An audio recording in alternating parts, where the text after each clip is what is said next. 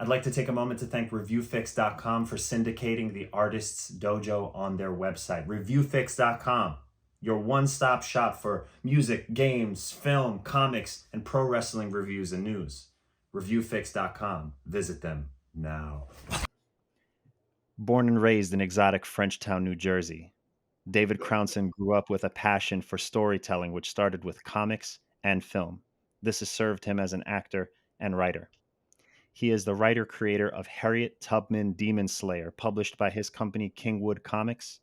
This best selling comic is soon to become a TV series distributed by Disney's Onyx Collective, produced by Prentice Penny, who produced HBO's Insecure and Netflix's Uncorked, and Sebastian Jones of Stranger Comics. He loves God, his mom, his girlfriend, long walks, Red Lobster biscuits, and petting your dog. David can be seen on the YouTube series Bubbly Brown Sugar and is followed by Barack Obama on Twitter. David Crownson, welcome to the Artist Dojo. Thank you so much for having me. Yes, thanks for doing it, man. So, first, real quick thing I need to ask. I saw a stat online about Harriet Tubman Demon Slayer outperforming Batman on Batman Day. Yeah, That's pretty man. insane. Yeah. Like I found out. I don't know if it was in every. I don't know if it was in every comic book store, but there's a couple of bookstores that I keep track of. Um, or there's other stores that I like Forbidden Planet in New York City, which is like one Hmm. of my favorite bookstores to go to. Um, and also, Jay and Silent Bob's Secret Stash and a couple of other places, and they all relatively collectively said like, hey, like it's Batman Day, and we have all the DC wants us to have all the Batman stuff in the front, and but no one was really buying it. But when they walked by your book, they would buy Harriet Tubman Demon Slayer. Yeah, congrats, man. That's so cool. I love that. We got to challenge the established norms, which I think is a big part of that story to me that you've created. We first met at New York Comic Con. We were both at the Bulletproof Comics booth, Yes. 2022, and honestly, it Yeah. was it was a few days of just so much fun. It was like a whirlwind of, I think it was really the first year where people were fully back and felt like they were comfortable to be out and about and talking and getting comics. And we were just pitching back and forth. You were letting people know what Harriet Tubman was about. I was telling them about Night Owl, and I got to learn regarding your comic, its origins, which, if you could just do a quick recap. I know you were in Africa, if I'm not mistaken, and you were just Yeah. kind of like watching a documentary, and then how did it snowball from there? Yeah. I was watching a documentary about Harriet Tubman, and because Harriet Tubman is hugely celebrated in Ghana and Accra, and basically when it ended, there was I was channel surfing and I landed on the ending of Crouching Tiger, Hidden Dragon, and it was like that katana fight scene with Michelle Hmm. Yeoh, Zhang Z. So I'm in Ghana and I'm watching Crouching Tiger, Hidden Dragon, loving it, time of my life. And I think when I changed the channel again, I landed on Hansel and Gretel Witch Hunters. And I was really pumped to see that movie because I think I had just left America when the movie was in theaters. So I think it was like a direct like stream on demand thing in Ghana. So I'm like, all right, cool. Let me like watch this movie right quick. And it was a terrible movie.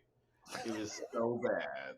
Like, and no disrespect to the filmmakers, because it's really hard to make anything. Like as a creative, it's really hard Oh to yeah. to make something. It's hard to make it as a director. It's hard to make it as an actor. Even like because as an actor, we're trying to like tell a story through moments, and through our own emotional experiences and living under imaginary given circumstances, you know. But yeah, so I was like, yeah, this is a bad movie. It didn't it didn't resonate with me. Like man, they could have, because it's such a silly idea, but it could have been like fun, it could have been even more fun. Could have also like slightly gone deeper to say Oh something yeah. about, like, you could say something about siblings, you know, and trauma, but still like tell like a fun story, and it didn't do that. So I'm writing in my journal, because it was my first time like outside of the country. Like I've never been outside of America besides maybe Canada. So I'm in Ghana. I'm later at night writing in my journal, and these three things stood out. And the three things that stood out were Harriet Tubman, katana fight scene, and witch hunters. And I was like, Harriet Tubman Demon Slayer. Like, what if Harriet Tubman knows martial arts and has superhuman strength, and demons exist, and Harriet Tubman beats up a racist werewolf? I don't know. I just was stuck on this image of Harriet Tubman like beating up a bunch of like racist werewolves and demons. So Yeah. yeah, and I just kind of like, but I didn't know what it was. I didn't know if it was a comic book. I didn't know, like, comic book wasn't the first thing that came to mind. I just liked the setting of it, and I'm like, yeah, both my parents, you know, my mom worked in corporate America her whole life, and like my dad was like a pastor. So I'm just like, I have no idea where I'm gonna go with this. So I just decided to, I don't know, I kind of forgot about it, but it just lived in my brain. It lived in my brain that Harriet Tubman, Demon Slayer. And so when I flew back to the States, when you're traveling and you land in those like overpriced like airports, when you're like trying to like buy food, and they Oh sell yeah. like, you know, yeah, everything's just overpriced. So I bought this Gatorade that's like $20, because I was $7 thirsty because it's a peanuts. 14-hour flight. Yeah, it's like $7 peanuts, a, a piece of gum for like $38. Um, and basically, I saw this book while I was in line, and the book was Words for Pictures by Brian Michael Bendis. He's one of my favorite Yeah, I love comic that. book writers, and I was like, yeah, yeah, and I just immediately thought, I'm like, wait, it's a comic book. I'll make it a comic book. What? Yes. Why? Like, and I was so mad I didn't think of that, because like I think while I was in Ghana, I brought 30 comics with me, and they were all like ultimate. They were all Brian Michael Bendis books. It was all Yeah. like his entire Ultimate Spider-Man line, and I just kept on rereading those while I was in Ghana, because like, they don't have comic book shops there. If you want to read comic books or get into that story, you have to go to, I think Comixology was my saving grace. Yeah. um, just to keep track of my comics or storylines that I like. So yeah, I decided that it was going to be a comic book, and started researching. Well, I bought the book first, not from that shop, because it was like $100 at the shop. I like bought it. No. I bought it like no joke. It really was. It was like $111. I think I told Brian Michael Bendis this to his face when I bumped into him. I was like, "Yo, man! Like, I went on Amazon and bought your book for $7. Sorry." Um, Well, yeah, that's and airport yeah, prices. He's not seeing the profit for that. That's airport oh yeah, inflation. yeah, airport huge inflation. Yeah, I bought it on Amazon where it was marked down to like $7.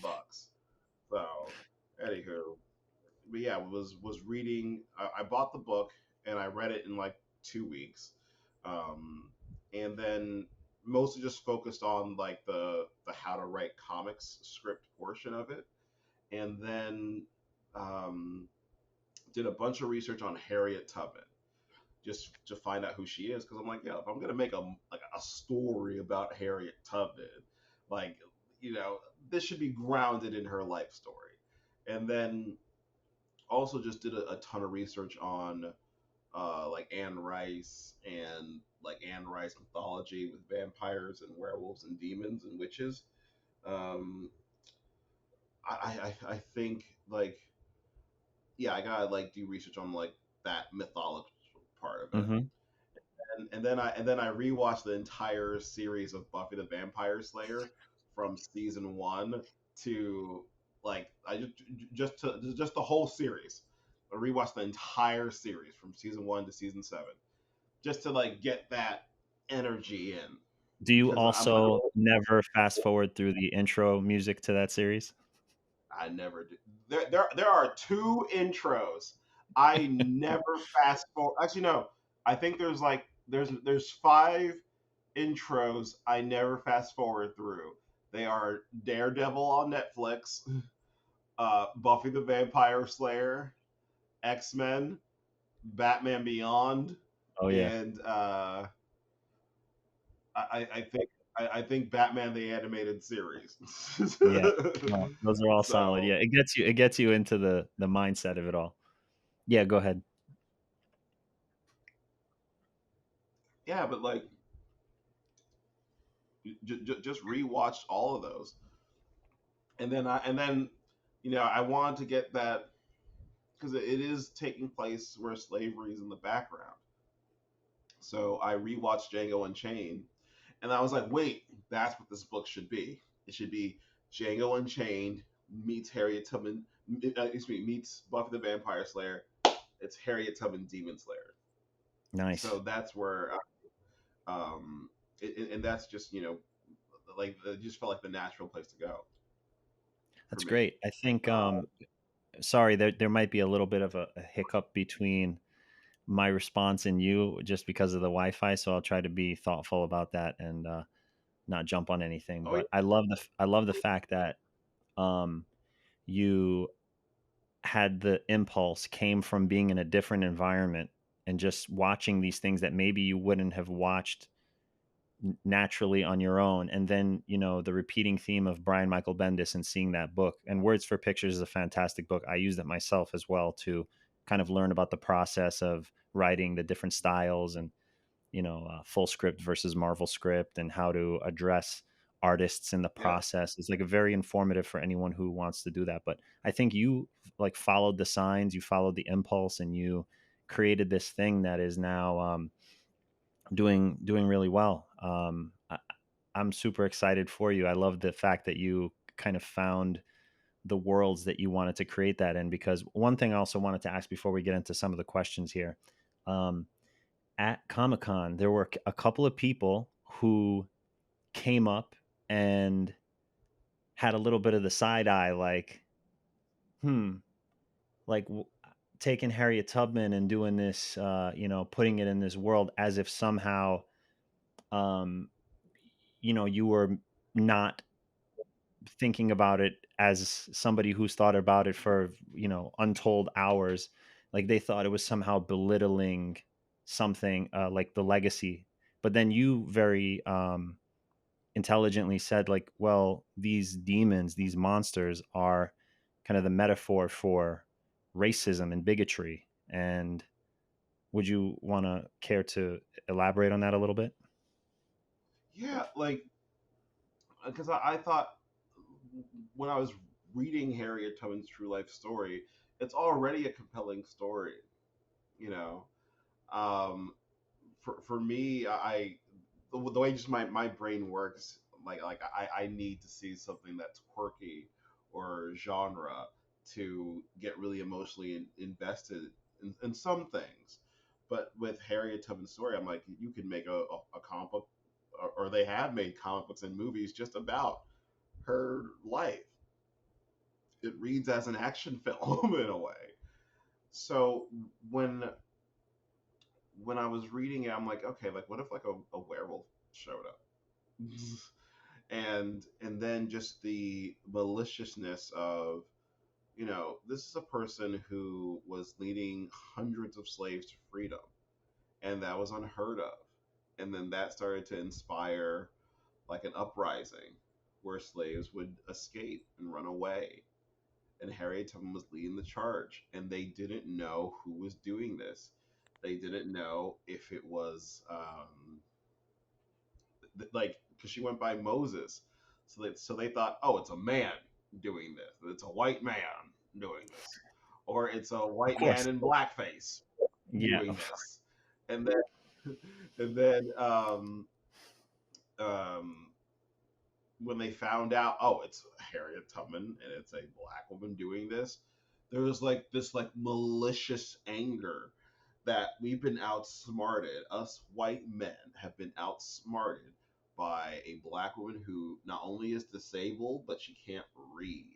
How? And there was just something so like animalistic about it that they were going to find this woman and brutally murder her and set an example and hang her and leave her hanging. And I wanted to just have it be, I didn't want to give racist people like off the hook, like, oh, they're just vampires.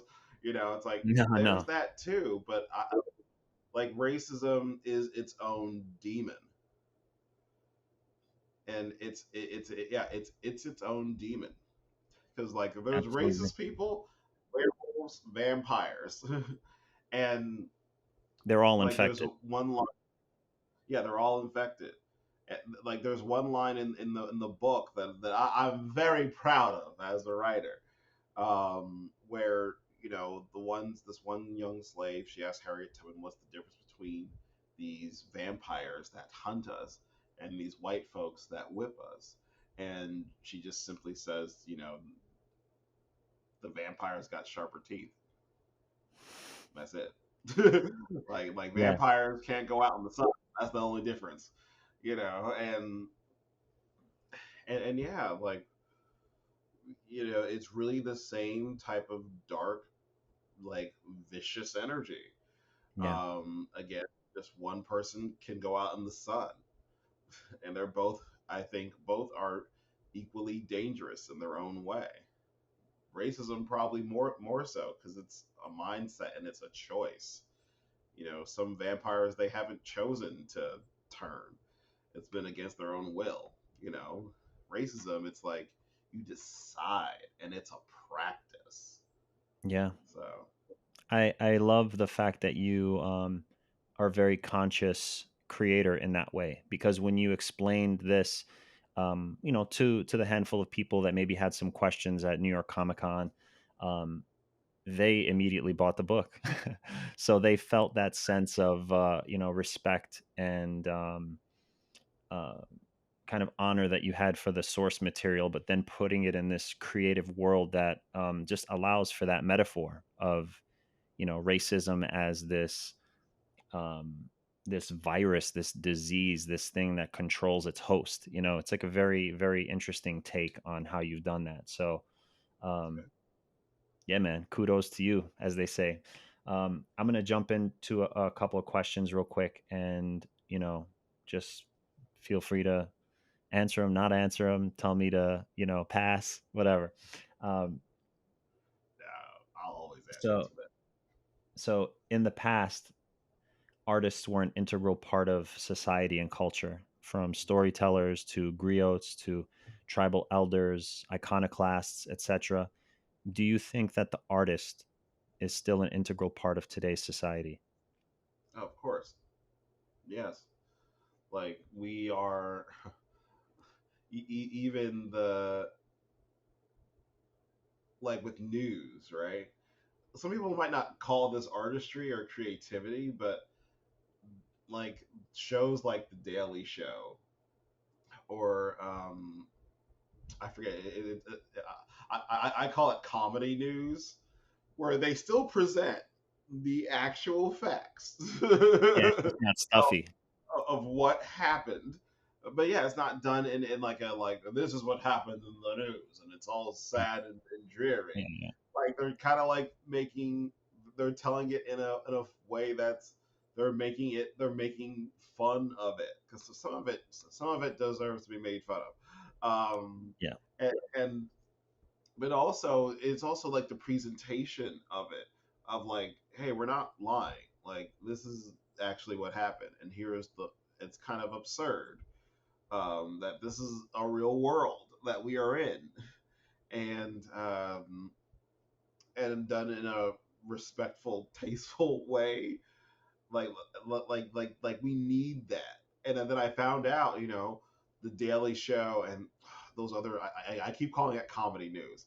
They report on the news more accurately than MSNBC and CNN and Fox News. Yeah. Um, They also and make it palatable to people to, because there's already seemingly so much going on in the world that if you kind of, if the delivery system is comedy, then you have a better chance of keeping people informed, I think. yeah, yeah, Daily Show is the number one watch like news channel.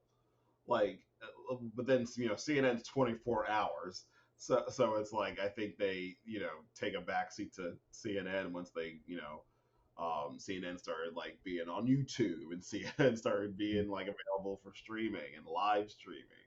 Um, but yeah, yeah, you're right. It's just more palpable, and also I think our artistry and creativity, it's really needed because hey, like what pushed me to even make this comic book series.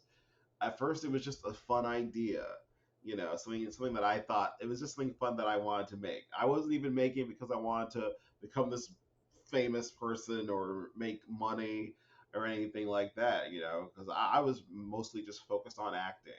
I'm like, okay, I'm gonna do this, but I gotta, I have an audition. Let me get with Charles right quick. So I have an Yeah. audition. Shout out to Charles Go for it. Shout out to Charles Um, Goforth, premier acting yeah, teacher in New York City. yeah, yes, the best. I'm like, I have an audition. Let me give it Charles right quick, or let me go to my acting class at Matthew Corzine Studios, or Hmm. let me save up some money so I can do it the Labyrinth Intensive Ensemble because I haven't done it before. I'd only done the Labyrinth like acting thing with Charles. Um, Yeah, but yeah, Labyrinth is fantastic. oh, yeah, man. Like I really think it just rebirthed like me as an actor. Like I did, quick thing about me. I went to Meisner School, like to Neighborhood Playhouse School of Theater, and 2-year conservatory, and then I did a little bit of Lee Strasberg for a hot second, and then I just needed like I think the cool thing about Labyrinth is they really teach you how to work a scene. Like Lee Strasberg teaches you how to prepare. Meisner teaches you how to throw it back at someone and also receive it back from someone, and then it just have this back and forth. But Labyrinth taught me how to take I didn't know how to like work a scene though.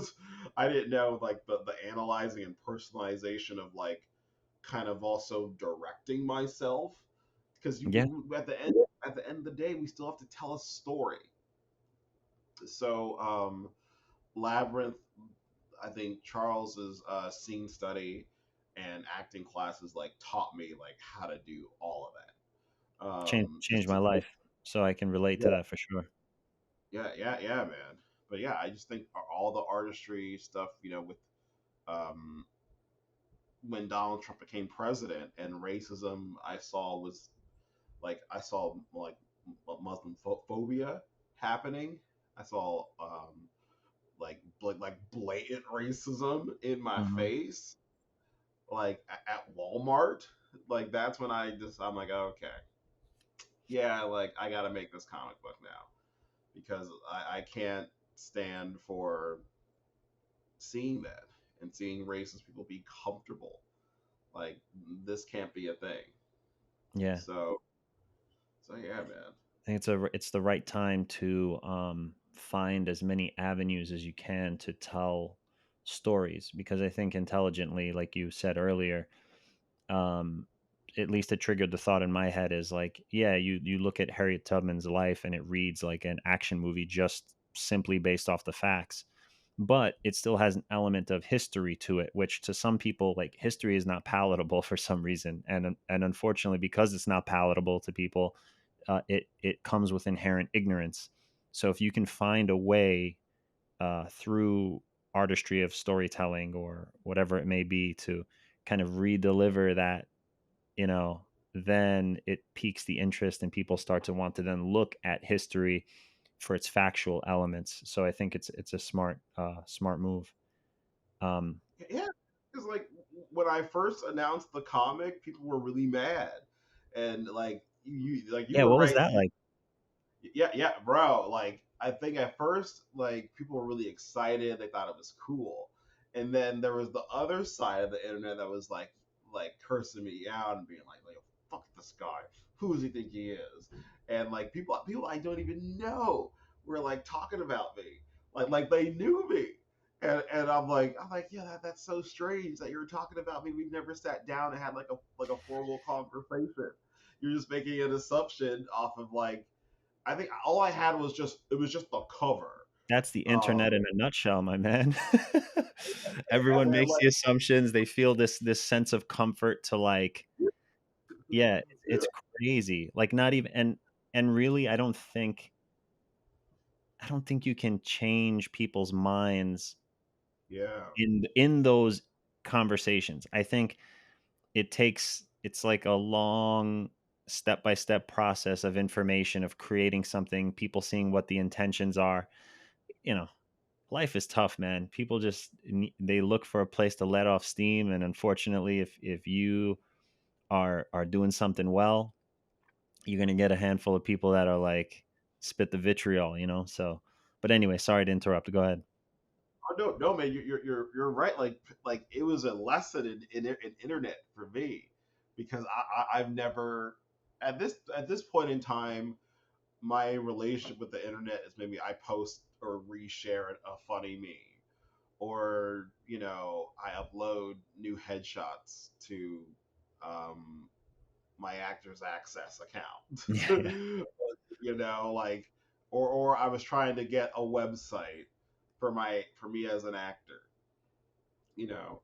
Um or because my agent really wanted me to because you have to have an internet presence, you have to have your reel. Yeah. Um like if there's no yourname.com, um You there's messed up instantly already. oh yeah, there's instantly problems. Hmm. Or even like if they type in your name on YouTube and your reel doesn't pop up, because cast directors have like short patience for that. So I was again, my internet was just for like acting stuff. So and little things I share with my friends, and so to go from like this little intimate thing, it's just me and my friends and my manager and my agent to people I've never met before, like the world, like the entire, like people in Texas, people in California, people in New York, people in New Jersey, people in Pennsylvania, people in Baltimore, Maryland, people in Chicago, people in Canada, and they're all like saying like, "How dare he?" But then the cool thing was there was a lot of kids who said like, "Hey, like all of you are," because it was adults who are like much older than us. It was Mm. adults who were like in like mid 50s or like in their 60s, and they were just like the kids just said like, hey, like this comic has made me want to like look at what really happened. So when I read the comic book and it connects to the history, I can kind of be informed. um, or even if certain parts of the story don't have anything to do with the real life story, I kind of like want to like see what happens in this world, and maybe it does something to my imagination. Yeah. So like all these kids were like, "Yeah, all of y'all tripping.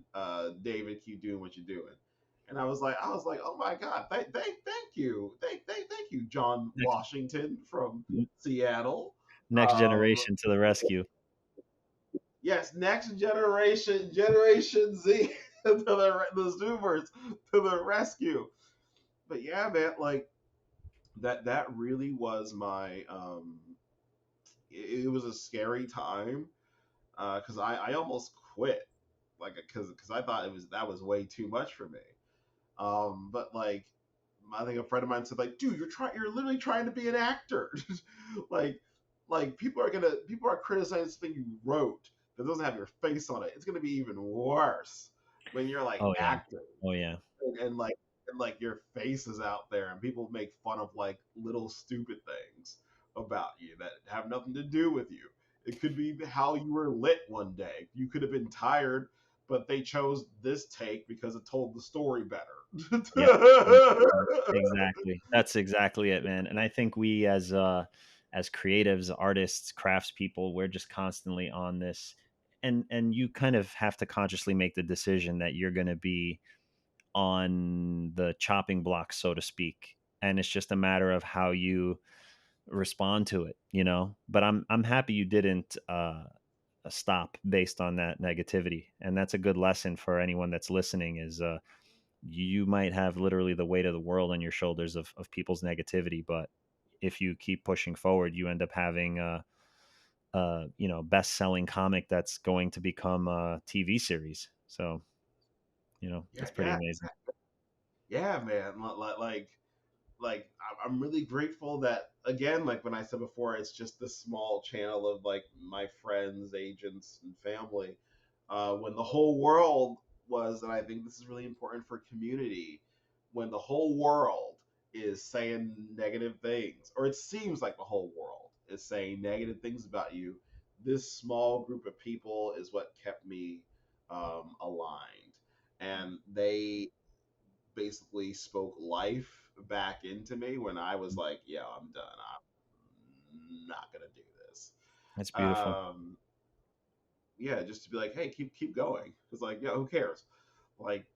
Just make it. Like we think it's fun and cool, and we know you think this is fun and cool. You want to do it. Just don't be at the mercy of people who aren't paying your bills. Number one, and don't be at the mercy of strangers because like it's really because it's insanely easy to just type on Facebook and be like, "Yo, screw those guys. That looks dumb." It's really hard to go to a library, find books, 3 books about Harriet Tubman, read them, or pick points of the chapters that have something to do with your comic book, read those, annotate those, study those, make copies of those, reach out to Harriet Tubman's actual biographers, try to get them on the phone, um, stalk them on Facebook. uh, or, if I don't get anything, then I just keep doing my own research. Um, what else? What else? What else? Watching Buffy, Yeah, yeah. Well, I was gonna say watching. consistency is key, and also being assertive, and you know, you were able to get in touch with them. I know this interview took a couple of tries for us just because of the nature of, you know, which is fine, but for me I felt like there was no way that I didn't want to have you on, because I feel like it's one of those conversations that, you know, um before I get to the next question, but being an actor, being a writer, just being a creative person in general, knowing that these different routes can open up in front of you, and that doesn't necessarily take you off the trajectory of what you were doing initially. It's just now this is another route.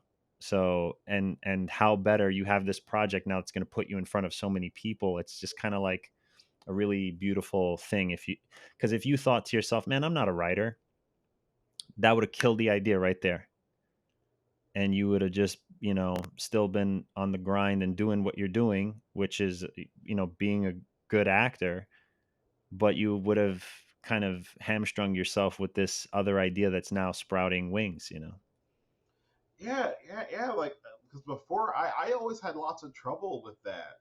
Like, I think I used to talk to a friend of mine. We were with actor friend of mine, James.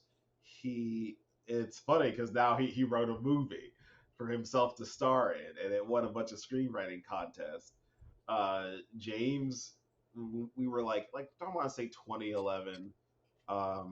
Hilariously, I think we were both coming out of. I think I was also coming out of Labyrinth too, and he was like, "Man, like I just want to act and stuff, man.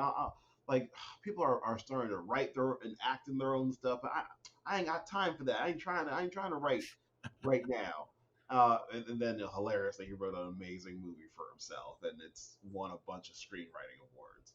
But like, I really think what, and I used to be afraid, like, oh, I can't write a big movie for myself to star in. Like, it's a lot of work. And then when I was traveling, I think me going to Ghana, West Africa, and like my mom setting that up so I could go, because my parents, that's where they're originally from, and Okay. I had just been auditioning so much, it like wore me out. Like I had one of the biggest auditions of my career, and I was gonna be the lead in something, and I had like 9 callbacks for it, for uh, for this independent film called Star Wars: The Force Awakens, um, with a total nobody I named mean, Jeffrey James. anyone who knows the process of when you're getting those callbacks and you get called back again and you get called back again, and the weight and the intensity of that feeling each time, you're like, oh my god, I'm closer, I'm closer, I'm closer. So it's, dude, I feel you. I started sweating just as before you even said the project. You were just talking about the callbacks, and I started sweating. Yeah, because it's like it's just like you want the job, like because at the time, man, like my survival, well, like I really think if it depends on, I think I started becoming a better auditioner when I had a better like survival job.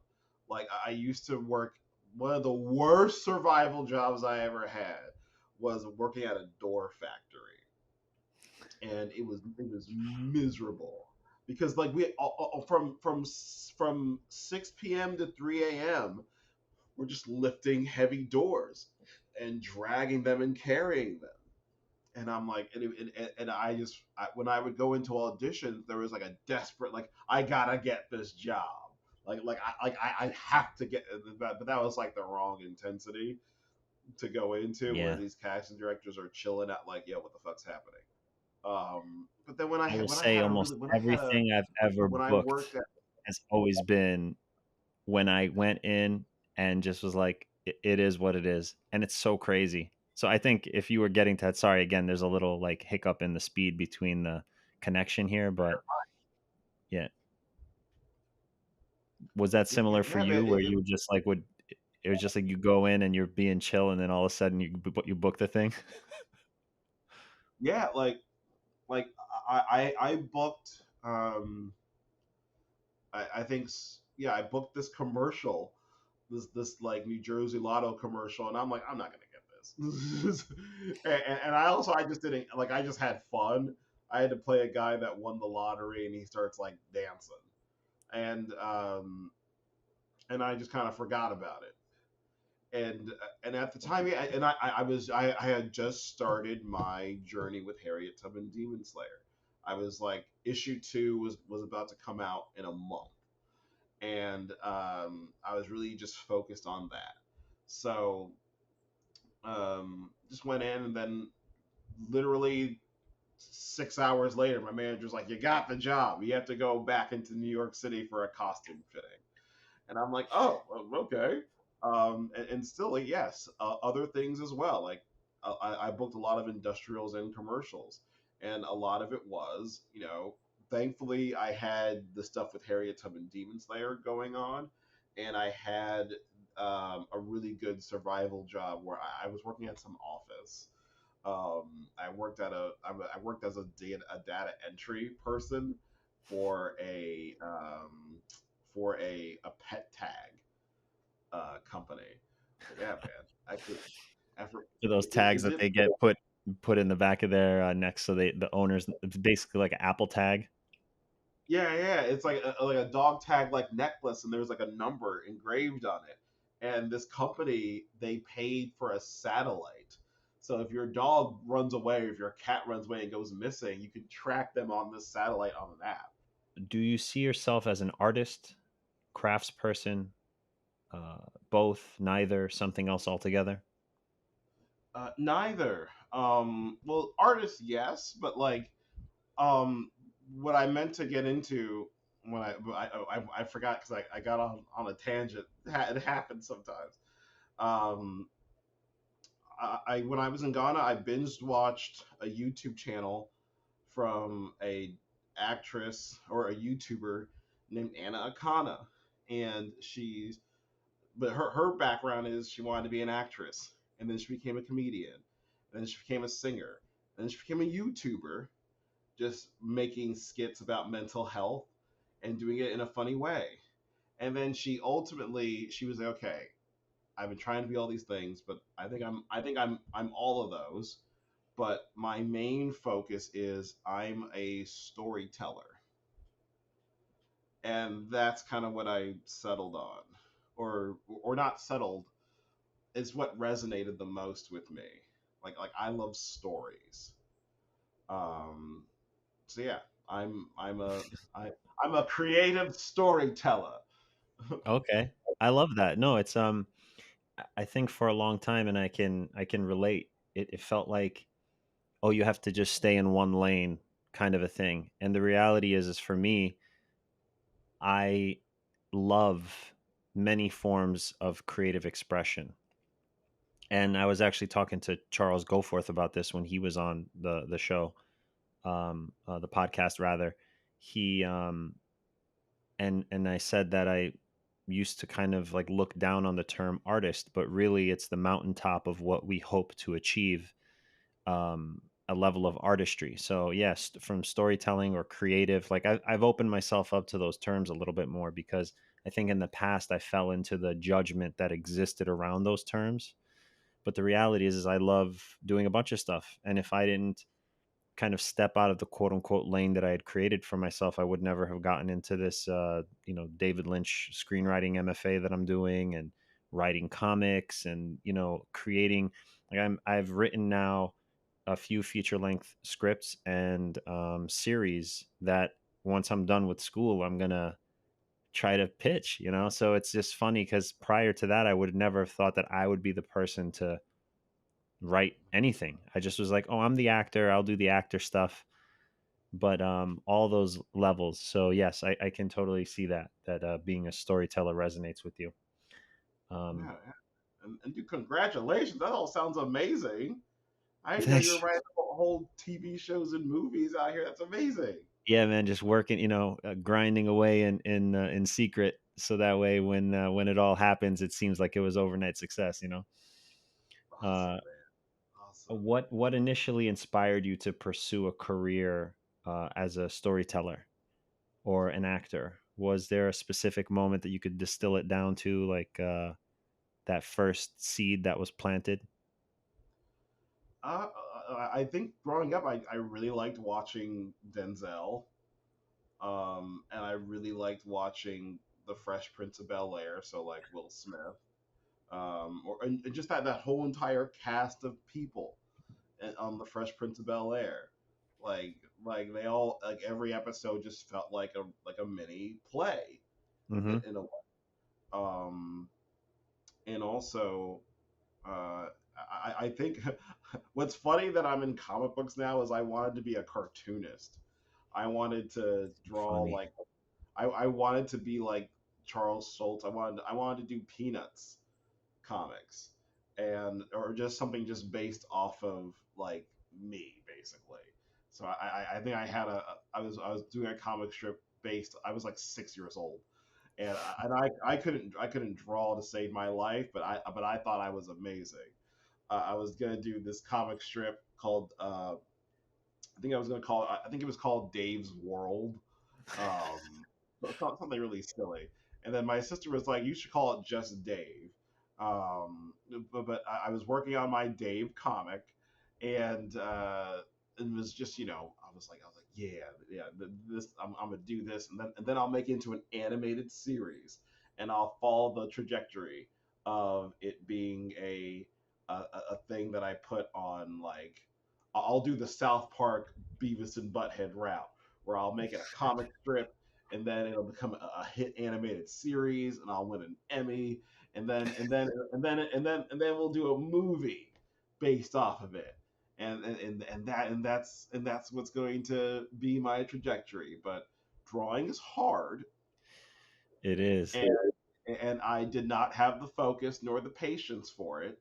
Um, but like I was really good at, I excelled when I would tell stories about my comic or short stories in my classes. I was really good in front of a crowd, or I just felt really comfortable in front of a crowd where I could make a whole crowd of people laugh, and that felt good. It took a minute because like as a kid you're really nervous about doing any of that stuff. Like getting in front of a whole crowd of people is really like nerve wracking as a kid. But yeah, I really, I was, I, what sparked acting was I was really comfortable telling stories in front of people. And someone said, "Hey, you have a good speaking voice. You should, try theater. Um, I think you'd be good at that." So yeah, that's basically like how I did it. That's what got me into it. But I really Nice. wanted to, be in comics, or I also thought about just being a straight up writer. But I think one of the best Christmas gifts my parents got me, they got me a book called The Screenwriter's Bible, and I Yeah. thought I was going to write movies, And but then I realized, like, I was like, what? How many pages is a movie? It's 100 pages. I was like, I'm not gonna write 100 pages in one day. My silly self thought that's what, like, It felt so I daunting, right? yeah, I was like, I can't write a whole movie in one day. Where it's like, now I like write like 1 page a day. Yeah. Yeah, like so it's not like this big overwhelming thing. Even with my comic books, it's like I'll if I'm just feeling like, okay, the bug ain't bugging right now, I will write a, what's it called?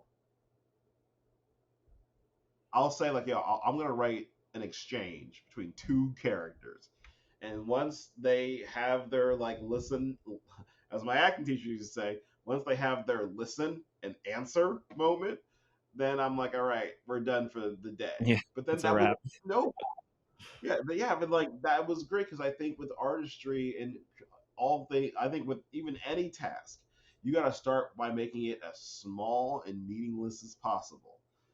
Because if you make it like Lady Macbeth, or if you make it like a god, you'll never do it. You'll never Yeah. approach it. But if you make it like tiny, like a mustard seed, it'll snowball into, oh shit, I wrote 16 pages today, and Yeah. I really figured out what my characters really need, um, for this thing to resonate and to make this story pop. Um, so yeah, I start like it. small. Yeah. Yeah. It made me think of uh because when we're younger, these things seem so daunting. They seem so like, in just outer space from us. But then Yes. conversely, it's like when I was older and one day I just walked into my elementary school, I was like, this place is tiny, man. And it's kind of made me think about certain ideas in my own head that I was like, oh my God, I was making these things into like giant creatures. And the reality is they were always small. It's just that I made them out to be these things that, and I've outgrown it too. There's a lot of different metaphor there, but I think that still happens with a lot of ideas. It's like, and also we find our way back to the thing that we've always wanted to do. If you open up yourself enough to creativity, you kind of get led back to the path of, because now your comic book is becoming a show, which is going to require writing and it's going to require your input. And it's like all these things that you did want to do, the doors are opening up. So Yeah, yeah, that yeah, man. that'll lead into the next thing. How do you navigate the practical aspects of life with your creative pursuits? Is there such thing as a work-life balance? Man, yeah, man. It is it is tough because before, like, things happen sometimes, like, especially with the comic book becoming a show. Like I kind of, when I see my friends, I see them. My family, I see them all the time because I live with them. But before, a romantic life seemed kind of like non-existent, or not. I didn't prioritize it. And then, you know, like I got this whole TV thing with Harriet, I want to say 2, 3 years ago. And then I met my girlfriend, who I'm hopelessly in love with. And so trying to, thankfully, she's in the industry too. So she like understands where I'm like, yeah, I'm really She sorry. gets it. Like, yeah, like she gets it. Like she's an exec at she's a development executive at like a studio, and she, she's always working and she gets that hustle. Like uh I wanted her to come to my birthday because my birthday's next week, and she has to be in California. And at first, like, you know, like if she was like working as well, that's still important. If she was like a fossil person who, I don't know, was digging for oil and all that stuff, I'd be like, no, what the? I'm like, no. So you want to play in dirt and not be there for my birthday? Yo, I'm done.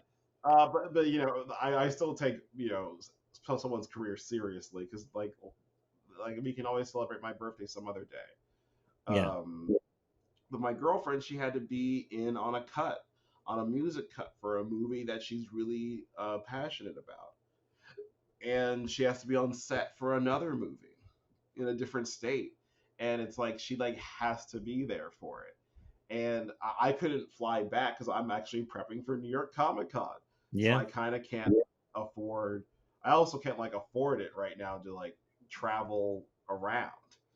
So so like she we make time for what we get there when we can, like like like even like during her birthday last year, I couldn't be there for her birthday because I had Anime NYC, and I have to do these conventions because usually Yeah. if Yeah. you Of don't course. if you drop out of them for one year, like there is a possibility they might like forget about you, and they might not want you. They might not call you back the following year. So with the work life balance, I just said like, hey, I want you to come to New York for a week, and we spent a week together in New York, and we saw a couple Broadway shows, and we had a really great time. Um, I think but that's where yeah, it's at. The setting those parameters in the beginning, because I think since we're kind of on the subject of relationships, it can be a little bit challenging in the beginning because you don't know how to, especially if it's someone that doesn't understand the requirements of kind of the entertainment industry, so to speak, or being a creative at any level. But it seems like you two have a good mutual understanding of that. So that seems balanced in its own way. And obviously, balance for each person is going to be different. So, oh yeah, oh yeah. Like, oh wait, I lost you. I can oh, did hear it you, cut but out? I lost. Oh, it's okay. I'm still here. Okay, okay, cool, cool, cool, cool. No, like, yeah, man, it really is like. I think if she was in a different industry, or if I was in a different industry, this would be a little bit. This relationship would be, because it's already challenging because we're both very busy people, and we're both long distance at the moment. And I think like I was talking to her like right before I got on with you, because I like You got to make that time. Yeah. yeah, I think I was like, hey, like I got 20 minutes to talk to you on the phone, but I will make it a point to, and I want to talk to her later, but I have to this strike is over now, so now, oh, I can see you again. Okay, Like good. the strike is over now, so now everything is like moving fast again, and I'm gonna be, especially with Harriet as a show and just other things I have going on. It's gonna be 7 day. It's probably gonna be 7 days a week, Yeah, and brother. yeah, It's a lot. like this is Sunday, and I think I got a good amount of sleep and rest and all that stuff that I feel good about. But I have to, when I'm done with this podcast, I gotta read a script, and I have to kind of look over things that I'm writing, and then I gotta Yeah. get with like I started my own publishing company, and it's not just before it was just me. It was all David stuff. But now I'm kind of You got I some got people under your umbrella now. yeah. There's some people there's like 4 people that I'm going to be publishing in 2024. And I'm also a co-writer on 2 of those projects. One of those projects, and the other and everyone else that I'm working with. Actually, no, it's actually yeah, it's 5 people. And wait, no, I lost track. It's actually 6 people. Oh my god, Let it's me six. not. I feel I'm overwhelming you. I'm sorry. I feel like No, you're fine. You're fine. Like I just like thought about it now. But the only thing that makes it kind of challenging is it's everyone's first comic book. mm, It's either it's gonna be or high energy. oh yeah, because it's people. There's one guy who's drawn comic books his whole life, or not his whole life. He's had a career in drawing comic books for DC, but now he wants to do his own creator-owned stuff. So I gotta get with him on that writer thing and get and assign an editor that'll keep him on track. And then another person is my editor who edits my comic books. She's writing a comic book, and she's never done a comic book before. So it's being there and being supportive of her, but also like part of me doesn't want to read her comic book because like I know she's good and I know the story's good, but like we keep butting heads because I think now like it's a role reversal now where I'm like, oh, I'm giving you notes or I'm giving you suggestions, and she's straight up been like, no, I'm not doing that, and like she's used to being the boss because she's been my editor for Well, iron sharpens iron, so both of you are going to be able to kind of make each other better in that regard. Yep. I I want to, like I like that. Yeah. yeah. Sometimes everything can't be all roses and all that stuff. It's still beautiful, but you got to have somebody that you can challenge ideas with. Kind of Mhm. have like a mixture of ideas. So this next question goes kind of into that, which it doesn't seem like you have any low inspiration, but what strategies do you use to overcome creative blocks or periods of low inspiration? Go for a walk and get some sun, take a nap, eat some food, and talk to people who talk. Just have a conversation with other creative people. You know. I love Uh, it. yeah. How do Yeah. you handle the financial challenges that often come up with being an artist? Boom. Yeah. Boom Like goes the dynamite.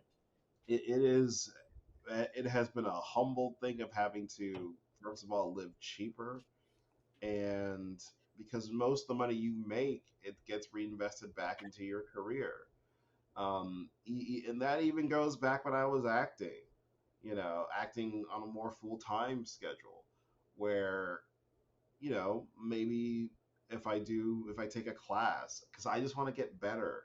I was with acting, I was always just focused on getting better. And even if I was in a play, I wanted to do a class so I could keep it up. But those classes, for an 8-week class might cost me $780. But it's someone that's going to help me book a role somewhere, Yeah. like somewhere down the line. So, and that's either Matthew Corzine or with Charles or with, Labyrinth. Um, and I just need that.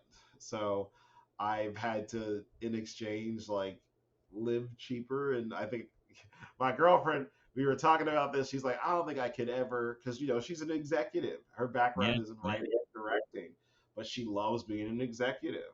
Because she's like, I don't know if I could do like the hungry, starving artist lifestyle. And I was like, yeah, I've always had to kind of do that. I'm like, oh, okay, this apartment isn't great. It isn't like super luxurious, but I can save $600 and And if your use bases that. are covered, then you can invest in other things that promote and develop you. So I've Exactly. been there. I've been the guy sleeping on couches and eating peanut butter. Man. Like, dude, I'm living like I have a whole like. I mean, once things are more approved, I'll get paid and definitely get a better place. But like, I moved back in with my parents, and not just because I'm like I love my family, but I'm looking at apartments now, and just like It's also a wait. side note. It's like a silly stigma that people have about like being with family. Like we're the only if the opportunity is there and your family has some semblance of normality and love, why wouldn't you want to be around them? You know what I mean? It's like and if there's the stability there, that only helps perpetuate. I mean, if nobody's saying be the guy with Cheeto fingers in the basement. What I'm saying is like being an active member of the family and providing and helping and all that stuff because family's not going to be around forever. So if it's in support of what you're doing, I think that's congratulations to you because that's awesome. I think some people as a side note, they poorly judge that. And it's like, yeah, maybe, America, quote unquote, is the only culture that looks at that as a negative thing.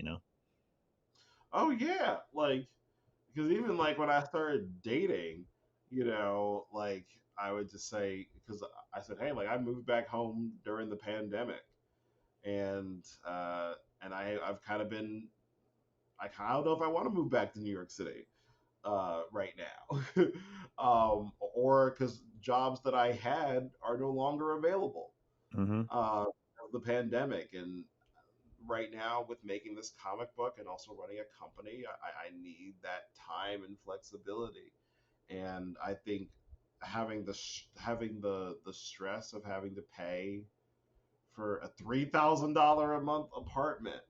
Um, No, get out of here with that, man. I mean, I feel the unless, pain unless, because I got friends that are doing it, and I'm like, I don't know. I'm in Buffalo, New York now, man. As of the pandemic, I've been up here. Me and my fiance, our two dogs. It's a different way of being.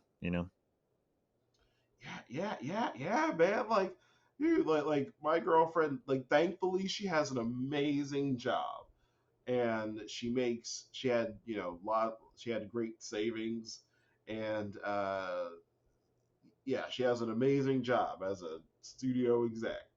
So her rent is insane. Like when I heard, I'm like, that's how much your apartment is. Like, like my family, they were making fun of me for. I think my like they were making fun of me for moving back in with parents, and then I told them like, yo, this is how much rent is in either Los Angeles and New York. This is how much the rent is, and they both were just like that's I like mean, listen, if you when could we were save coming even up, if you could like save even a portion of that a month to then put towards what you were saying earlier, like reinvest into what you're doing, that's how you get a step ahead. Not trying to keep up with the Joneses and have the most flashy this and most flashy that. It's like, nah, if anyway, I'm on board. I'm team David with this one. So oh, but yeah. To answer your question, it's just to try to live cheaper, and okay, I'm not gonna my car window, uh, like the driver's seat window doesn't roll down, and I think I had to choose between like, okay, if I go through drive-through, I gotta open the door and be like, hi, I'll take a you just know, hand it to because me. yeah, so it was either that or I'm like, okay, but I really I gotta pay this letterer to letter my comic, and it's gonna cost me like $2,000 to finish this comic book, or do I fix my car window? And then like I always choose like putting the big money toward comic book stuff or acting stuff. So it's like you gotta eat some humble pie for a bit. Like I'm very grateful for the opportunities that have come my way, and I'm really grateful that I can be in comic book conventions where a bunch of people buy my comic book. And then I'm like, all right, awesome, cool. I have all this money. Everyone's like, yo, man, you're gonna go on vacation, you're gonna ball out, you're gonna flash out. I'm like, oh, I'm really excited. I can hire this artist to draw uh, something for me. Like I can hire, Johnny Desjardins, who you and I have both worked with, to have Fantastic, him, man. because Yeah. that's a dude. So like, let me have him draw something for me. Because I think it would make my comic book look really cool. And they're like, wait, what? I'm like, yeah, man. Or people have been saying like, yo, man, what are you gonna do when you get your first $1 million, brother? And I'm like, oh, man, I can make so many cool things Yeah. with that money. And it's like, what? Reinvest back into yourself, man. I love Yeah, that. like, I think that's a great message too. Is like reinvest back into the dream, into the work, into the progress. So it's great. yeah, Um, man, what role does networking and building relationships play in your artistic journey? plays a huge part. Like 90% of uh, gigs I get, or like even this thing with Prentice, it's because first of all, make good quality stuff first to get noticed. Um, but things aren't going to move if they don't know you, or yeah, if they don't know you, they're not going to want to like deal with you. Like 90, I've realized, even take out acting and take out this stuff with comic books. Like every job I've ever had, I've gotten it because a friend recommended me. Like someone I knew who knew me was like, "Oh, yeah, I should hire David." Like the one of the best jobs I ever had is because one of my friends was going to have to work part time, and he was going to have to leave for 2 weeks. So they said, "Hey, you should hire this guy. He's one of my friends. I've known him since I was 18. He can do this work." So yeah, it plays a huge part. You got to build. I know like networking seems kind of impersonal to me when I hear it, so I like the term just building those relationships. Mm-hmm. And my girlfriend always says like they're not your friends. I'm like, but I gotta treat them. I don't want to say the illusion of friendship, but I have to focus on it as I would focus on any of those friendships. Make sure that I'm not taken advantage of or screwed over. But I people people if you're like people recommend their friends, so Yeah, that's how you got to be. I think you can be friendly. It doesn't mean you know you are. I mean, pro or con for me, I really genuinely try to be the same way with everybody. But there is a business hat, there is a personal time hat, there's all that stuff that you can do. But I respect that idea of it being the relationships aspect.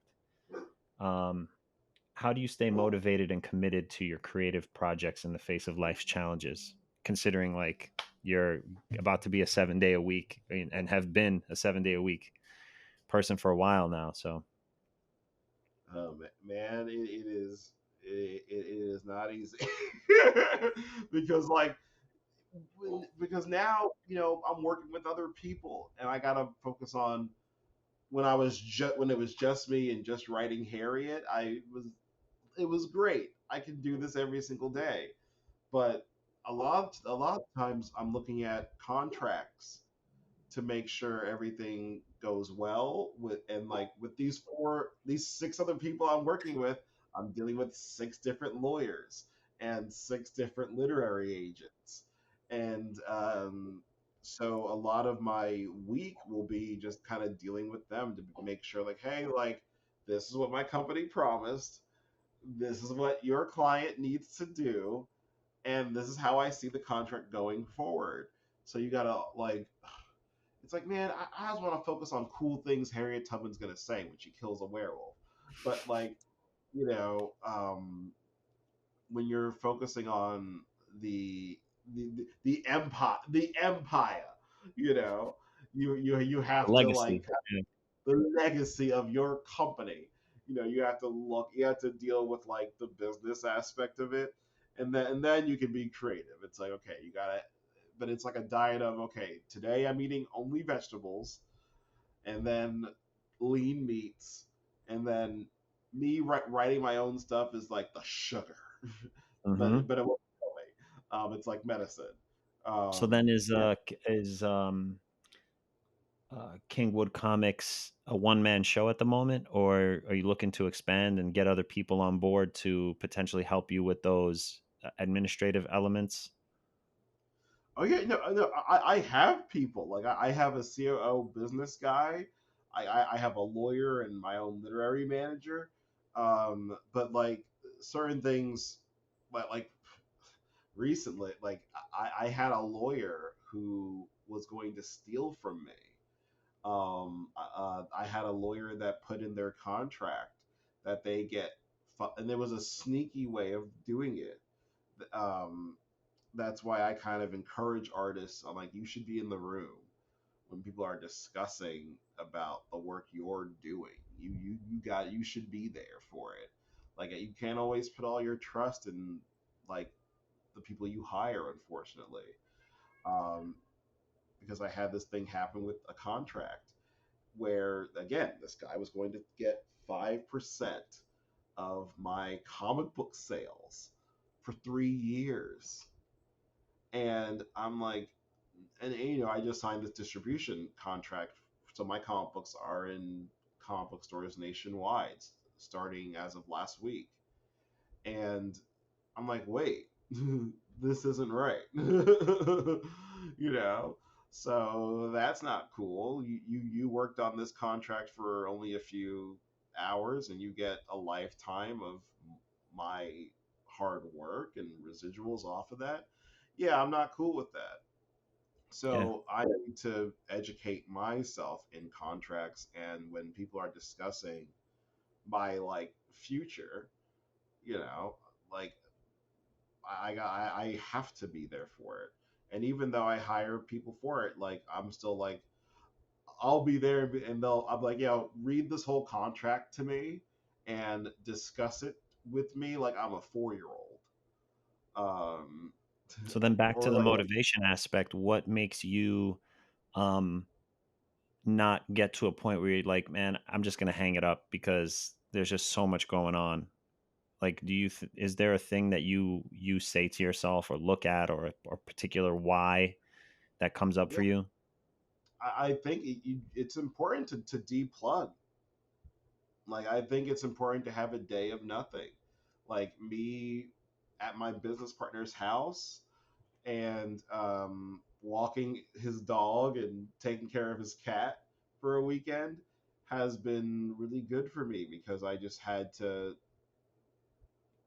kind of have a change of setting, and also yeah, I really think when life gets really hard, I know it's a cliche thing. It's like go outside and smell the trees, but that's really important. Like that's extremely needed. Like you need to surround yourself in nature. You need to surround yourself with people, and also people who care about you and that are team you and want to see you win. And also taking the time to like, because again, like I think I had an audition coach at Labyrinth, Chris Chalk, and he just said like, I think you all should have a life, and he's like, don't make your life all about this, and he pointed at like the audition chair that was in the studio. He's like, you guys have to like, I think it's so important because it's important for you to have love in your life and to love your life and to have things you would die for, and not like die, but things that you are like, I'm putting this limit down. Like, I don't play about my girlfriend. I don't play about my friends and family. Uh, like, if you mess with any of those people, like, oh, it's over. Like it's gonna take a lot to stop me. Um, but yeah, like taking the time to disconnect and deplug, and then when you come back, like you have all this energy and inspiration. You know, like I love that. um, like I was late to I was really late to our meeting today because I had to wake up early. I'm allergic to cats. That's why I've kind of like been sniffling a little bit, and I took this allergy medication just so like I don't the effects of this cat dandruff doesn't mess me up. But me and the dog, we went for a walk. I woke up. I was supposed to wake up at 7 a.m. to take the dog for a walk, and I woke up at 8:15 in the morning. And me and this dog went for like almost like a 90-minute, 2-3 hour walk. And I got back and I passed out at I passed out at like 9:30, and then I woke up and it was like 11. And I was like, okay, like I'll pass out and I'll wake up at 12 or like noon or like 12:30, 12 o'clock. And buddy, I blinked and it was 2:38, and I've I been woke there, up man. to like 9 missed calls, and it's like my mom, my girlfriend, you know, uh, or like my other friends, or the one from you, and then I was like, oh no, I told Ephraim that I was gonna be on his show at 2 o'clock. It's 2:30, and man, I was in bed like No, knocked dude, out. knowing your schedule and just understanding the amount of work that you've been doing, I totally get it. But I love the fact that you're just saying like, just make the time to recharge your battery and Yeah. be sacred about that time, because you're basically going to be grinding the rest of the time. So if you don't specifically make that period of time for yourself, then you're just kind of doing yourself a disservice. Is that Oh yeah, is that a safe recap of that? you're doing yourself and you're doing everyone else you're working with a disservice. Like if I'm not my best self, I can't properly help this other artist create or assist with that or support that. If I'm not my best self, my girlfriend's gonna sense it. If I'm not my best self, like we're about to enter this writer's room and have a showrunner. Like they need my they not need they require. They expect. Like it is a requirement that I am at my best self. And because again, like this is our first time doing this. And now, with doing this comic book, before it was like, oh, it's me and this comic book, it's me and two other people that I have to focus on. But now, there's millions of dollars on the line. And also, though I enjoy humble living, is that sustainable for me into my 40s and 50s? When I'm trying to get married to someone I'm extremely Well, hopelessly in then love with. that ties in perfectly to this, because then what impact does your personal environment and workspace have on your creative output? So are you Yeah. somebody who is like, you know, put me in the eye of the storm and I'll make it happen, or is it like you want everything in its right place? Do you find yourself adaptable? Do you prefer a specific type of environment? Oh yeah, yeah, man. Like I need solitude and silence if I'm gonna create. Like I am jealous of these people that can. I think one of my friends, we lived in New York. We were living in New York. She's a screenwriter, and she got an idea for a scene, a movie that she was writing, and she pulled out her laptop and started writing on the bus, on a crowded bus in New York City. And I'm like, yo, I can't do that. I know I got like a little bit of ADHD. There is no way.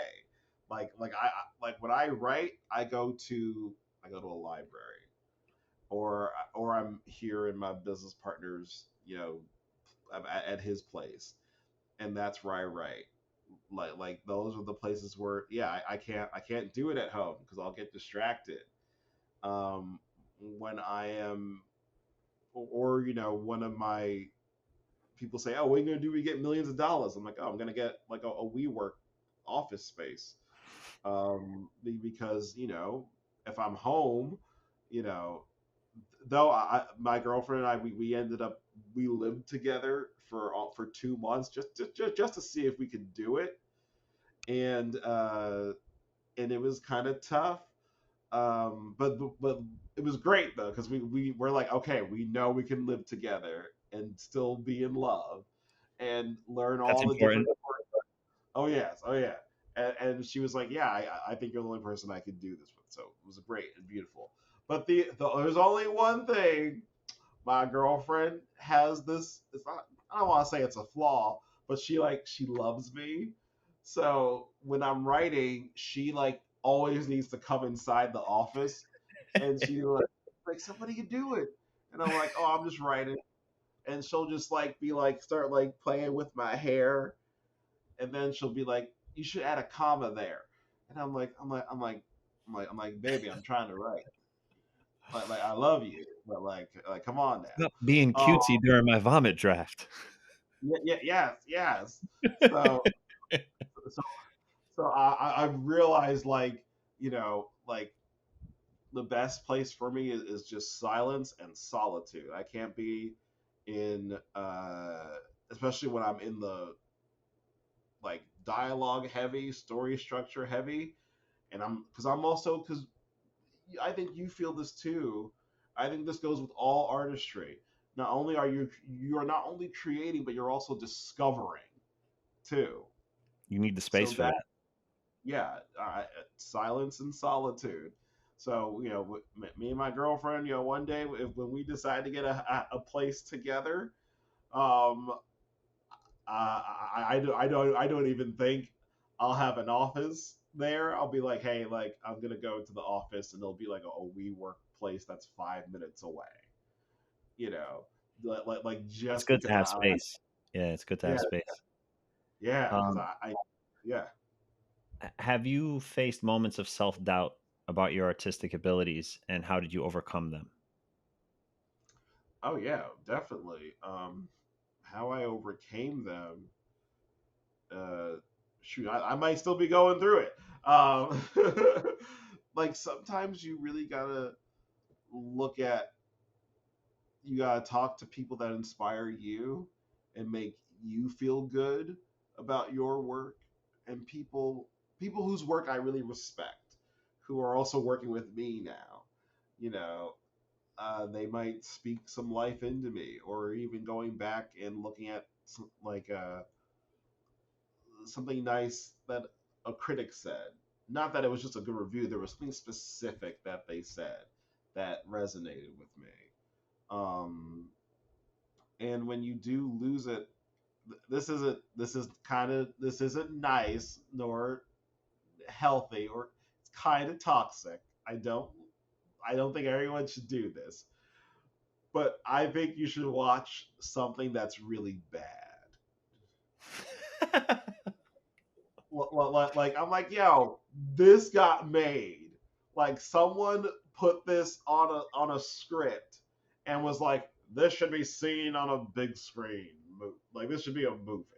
This should be a TV show, and it's horrifically a bad film. Like this is such a bad project. How did this happen? You see that, you're like, I'm good. Oh yeah, it's like, oh, if that can make it, like yo, like I have no problem getting this other thing made. So um, watch bad. how, how do you approach self-care? Is it mental, physical, spiritual, all three, some variation? All three. Taking time to first of all pray, meditate. Um, yeah, pray, meditate, focus on this, and even like affirm, doing like they say prayer and even doing affirmations just creates serotonin in the brain. Going on walks, going on what's it called? Yeah, I said going on walks, and yeah, lifting weights at least 3 times a week, 3 to 4 times of just lifting like heavy weights. Because something about exercise calms you down, but also makes you focus more. and makes you really grounded in your own body. Like when I had when I was auditioning a lot, I think I was in some of the best shape of my life when I was an actor full time, because I would before I had an audition, I always made it a point that I would go to the gym. Something about just like kicking my own ass and then sweating and then hopping on a train. Um, it just made me really relaxed and grounded, I and I was respect that. really I respect that. yeah, because like an acting teacher said to me, he's like, you can't connect to yourself, because if you don't connect with yourself, you're not going to connect to the script, and you're not going to connect to anyone else. So I think it's important you start your day with something physical. Because like my acting teacher, he was really smart. He was like, "You're not one of these dudes that does the analyzing and the brain stuff first. You work from the outside in. So like you do really well with like the movement stuff and the ballet stuff and the physical character stuff. So I really think it's important for you to really take care of your body and your physicality, and I think you need to you need to break a sweat, and then you hop into this audition. Yeah, I love that. What strategies do you use to market and promote your work to a wider audience? Instagram, Twitter, getting into TikTok, which I'm like, ugh.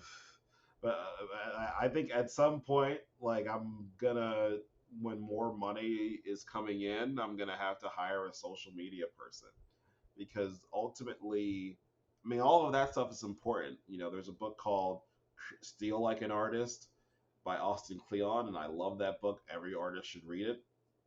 But his sequel to that book is called Share Like an Artist, which is just about what you post online and what you, because before I was like, okay, I'm not going to share this comic book thing because it's just pencils and inks and the colors haven't been done yet.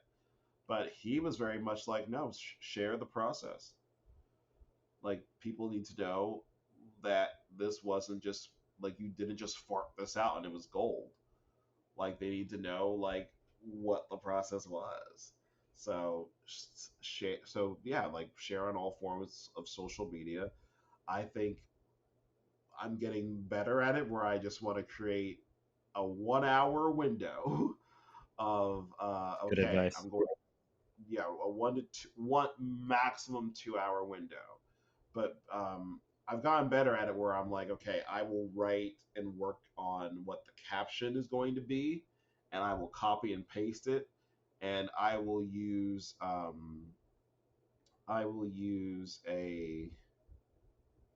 I'll be okay. What's the TikTok version of this? What's the Twitter version of this? What's the Facebook version of this caption? And I will edit to fit those platforms, and then I'll just share it all at the same time. Most of the time. Sometimes because Instagram is best sometimes between 8:30, 11 a.m., 3 p.m., and 5 p.m., the latest 8 p.m. Yeah, but like just hitting on all those cylinders. Yeah. Um, but yes, make an hour out of your day and then forget about it. Yeah, get it in, get it done. We kind of touched on this, but I'll be curious. What motivates you to keep going, to continue walking the path that you're on? I enjoy it. It's I think like I said this to someone recently. It's something that it was always in my heart, but I think I made a physical, like I voiced it, where I said my worst day as an actor, writer, publisher is better than my best day as a waiter or an office person, whatever like side job that I was working at. Because like, hey, at least man, I fucking hate how this is going, but I love this stuff. I genuinely love what I'm doing. I love this story. I love these actors. I love these artists. I love this company. But when I'm working at like, when I was waiting tables at Olive Garden, and not to disrespect waiters because I did it for a decade of my life. Um, okay, cool. Like someone left me a $500 tip, and everything kind of flowed and everything was kind of smooth that day, and I made an extra couple $1,000s. Nothing like that. Like that was a good day, and people were nice to me. That was a good day. But yeah, a day where I'm working at a convention and I'm dealing with like crappy people, or like I'm kind of stressed about hitting a deadline. It's yeah, man. Is it more But spiritually fulfilling, you think? yeah, it's more because I'm in my purpose. Like Mm. I'm in like I feel like I'm supposed to be doing this. It doesn't feel like when I wake up to do a convention, I'm like okay, I'm tired, but I'll power through it. Or same thing with acting. If when I moved back to New Jersey and I was still commuting for auditions, you know, I would have to get up at like 6 in the morning because I Brutal. also yeah, and I would go to bed at 1 a.m. because I would get off of work and then I would have to memorize lines um, for The for hustle, some man. play. The hustle. Memorizing on the train and just taking a nap on the train because you know you won't be able to sleep until like, dude, I've been there, man. I know the feeling. Yeah, yeah, Uh, man, and it's like, and some of that, and that's why I would always beg my managers and agents. I'm like, yo, can you please give me at least 2 days?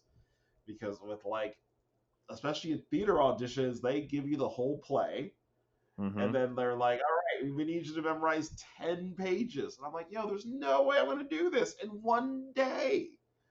Like, I'm can I? not built like that, man. I mean, maybe I have some type of learning thing going on because no matter how hard I tried, I mean, yeah, that just gave me stress right now. So Yeah, and I think and I booked some stuff too, but they always gave me the things that I booked. I had like a week to learn it, or I had maybe I had like a weekend to learn it, or thankfully it fell on a day where it wasn't really a stressful day for me. And I had like okay, like I booked this one play, and the director was also an actor, so he was like, "Hey, I just need you to learn this one thing. That's it. All I need you to do is learn this one thing, and you're set." And it was like 2 pages, and he kind of just fed me the material, and he became a good friend and a good mentor. Ray Arena, great actor, um, and he just knew he's like, listen, I think it's unhealthy, and also it'd be too stressful to learn like 10 pages. Like, yeah, I need you in the room for 2 pages, for I two have friends. minutes, I and have I'll know. friends who I have friends who can do it, and I look at them like they are like students at the Xavier School or something. They're mutants, man. I don't know how they can pull it off, but they do it. Um, Yeah, I want to I want to ask how do you deal with failures, mistakes, regrets?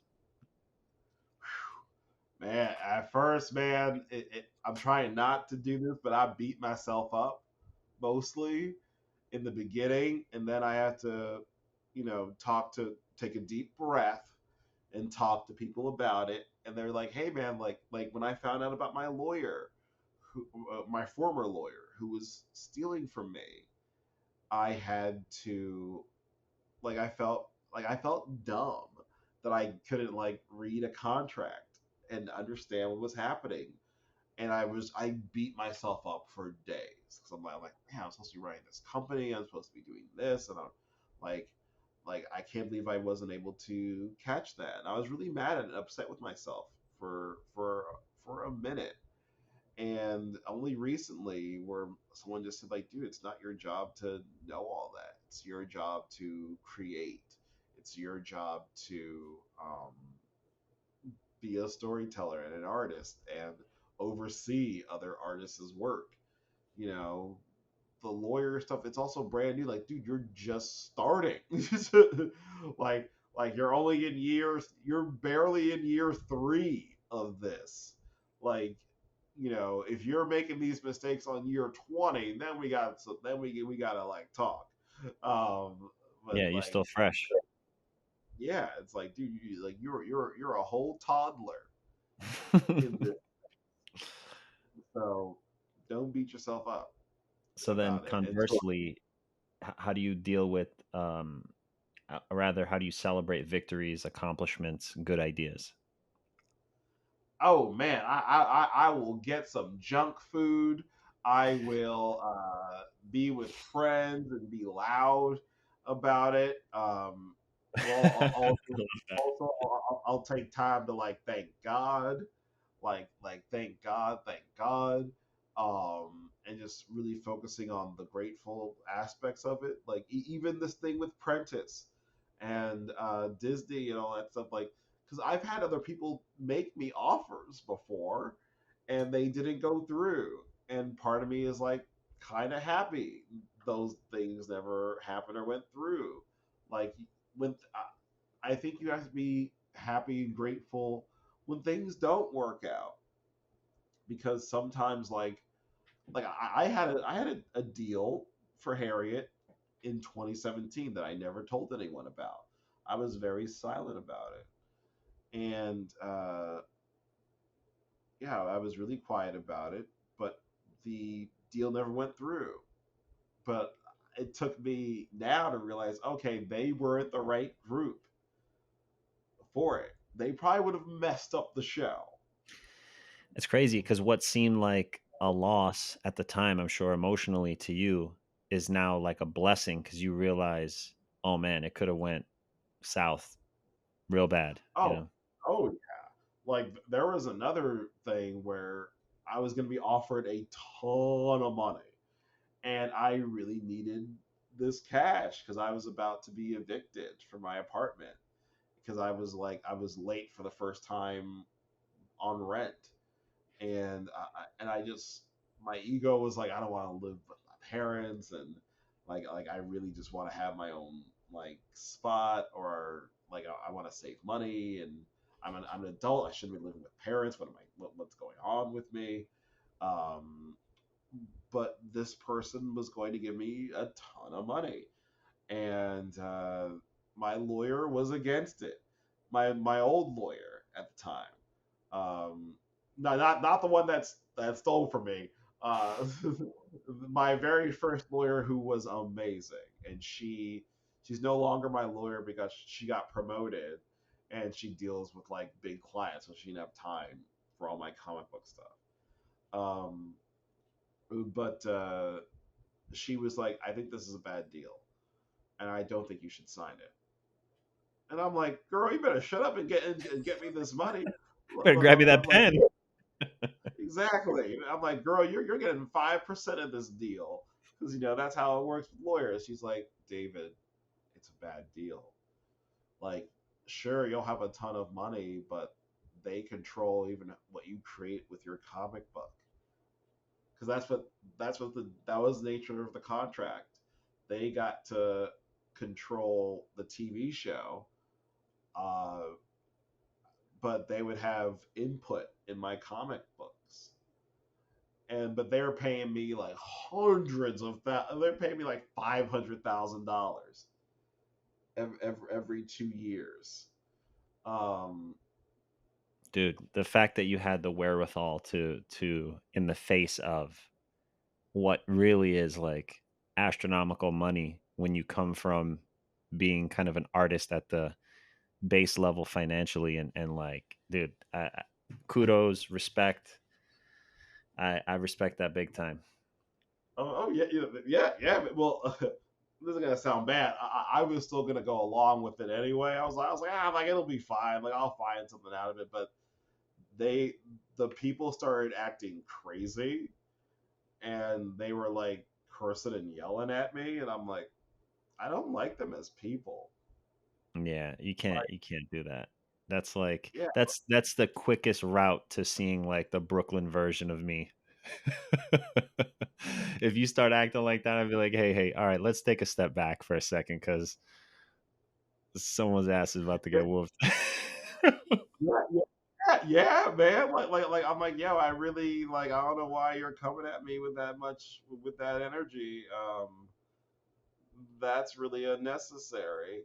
And Yeah. they were cursing at my lawyer. My lawyer was like, yo, how badly, like this lady, it was this famous person's manager, and they're like, they're crazy, David.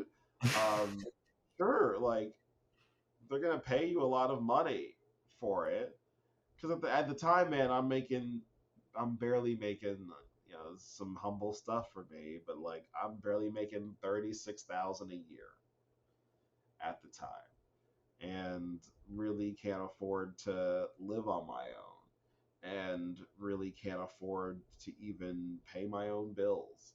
So to go from making 36,000 a year, um, to making $500,000 in 2 weeks. Yeah. It's, I mean, in a way, it's probably better that they were transparent about their behavior from the jump because Oh that yeah, may have helped you make the decision a little bit more. oh yeah. Like I still like, yeah. They were very transparent about their behavior, and then I just had to move back home with my family and just have some humble pie. It's right before, it's like late 2019, right? But like December 2019, and then, man, like I still was gonna try it, but they were just kind of, something about them as people. Just, I was like, I can't do it. I can't Yeah, I do think it. that goes back to the relationships and networking that you were talking about earlier. It's like more about the relationship aspect. It's not because I mean, I feel you, man. I think it's tough to imagine, and I know it's theoretical the way I'm saying it, but to imagine someone talking down to me in that way, I don't think there's any amount of money that I could then really. I mean, yeah, you could probably drown your sorrows in it somehow, but I wouldn't feel good about myself if I accepted any kind of financial, you know, money from someone if they are like being disrespectful to either me or people around me. So again, I respect that, man. I know that must have been a tough spot to be in. To that you would Oh even yeah, consider it multiple times. Like, I guess you know what, maybe I am an asshole. yeah, yeah, man. Like, Give me that 500K. oh yeah, man, yo, man. There's another deal that I turned down where it was a famous, like, superstar. Is all I will say, because I think I signed this NDA, so I'm never allowed to say who this Hmm. person. But it is, all I will say is it's a world famous superstar. If this person walked in a room, you'd be like, oh my God, it's them. And you would Hmm. scream, lose your mind. But this person wanted to play Harriet Tubman, and they wanted to buy the rights to my comic book and make a TV show about it. And this all happened in the same year, by the way, where I dealt with the crazy 500K person, and then dealt with this big famous superstar. And the big famous superstar, again, it said in the contract, mandatory, has to play Harriet Tubman in any and all forms of media from the comic book series Harriet Tubman Demon Slayer by David Crownson. And they were offering me a crazy, like, more than 500,000. Dude, I could see by the way you squinted your eyes, I knew that it was that it was you're like, it's like the impact of the emotional memory of it hit you. You're like, ah. Oh yeah, man. Like, millions of dollars. So, dude, I would have been a millionaire by now if I was like, if I continued with this deal, because they had a clause where if every year they don't make it, they pay me $1.7 million. And at the time, remember, I said I'm barely making 36,000 a year, and I'm in this Or apartment you have complex. a constitution like no other, man. You're just like, No, so you're seeing, you got to be seeing something bigger for it, obviously, and the opportunity that's come up for it now seems a little bit more fulfilling in a few different ways. So I'm, all jokes aside, and obviously laughing about it a little bit, but it seems like it's a much better fit the way that it is. oh yeah, yeah, yeah, yeah, man. Because I think my lawyer said the right thing when the millions were being offered, and my lawyer at the time, said like, hey, like if people are coming at you now with all this money, it's only a matter of time before the right person with the right creative credentials and the right finances makes it, because you're getting a lot of people who are right for the tax bracket and are right for the amount of money you want, but you're not getting anyone that's right for you on a personal level. So I think it's really important that you have both. Or hey, if you have someone that is creative and great, we can always find money people, David. Um, and I was like, well, can you find them now? Because Because I'm like looking. I'm getting like I'm looking. So but yeah, she really just said like, hey, like I don't think any of these deals are good. I think they're great financially. And mind you, it wasn't just me. Everyone's like, David's doing this. I'm like, but my lawyer gets 5% of these deals, so we have to keep that in mind. Um, And that's you two everything. are you're a team, it's like me and my acting manager are a team. So we're constantly considering and fielding, different ideas, different offers, things like that. And it's like, okay, well, what's the right thing to do? Because it can't always be about that immediate buck, because then, like you said, if it's not the right relationship, then it's the money, you know, even though 500,000 and upwards of however much million sounds fantastic, it's also, you got to live with yourself and you got to live with the decision, because once you sign the dotted line, it's a wrap basically. Oh yeah, my lawyer. I think this is what sealed the deal. She just said like, hey, like I'm a fan of this person, but I'm not a fan of them as an actor. So like, if you sign this, they make this into a TV show and it's bad, it haunts your book for life.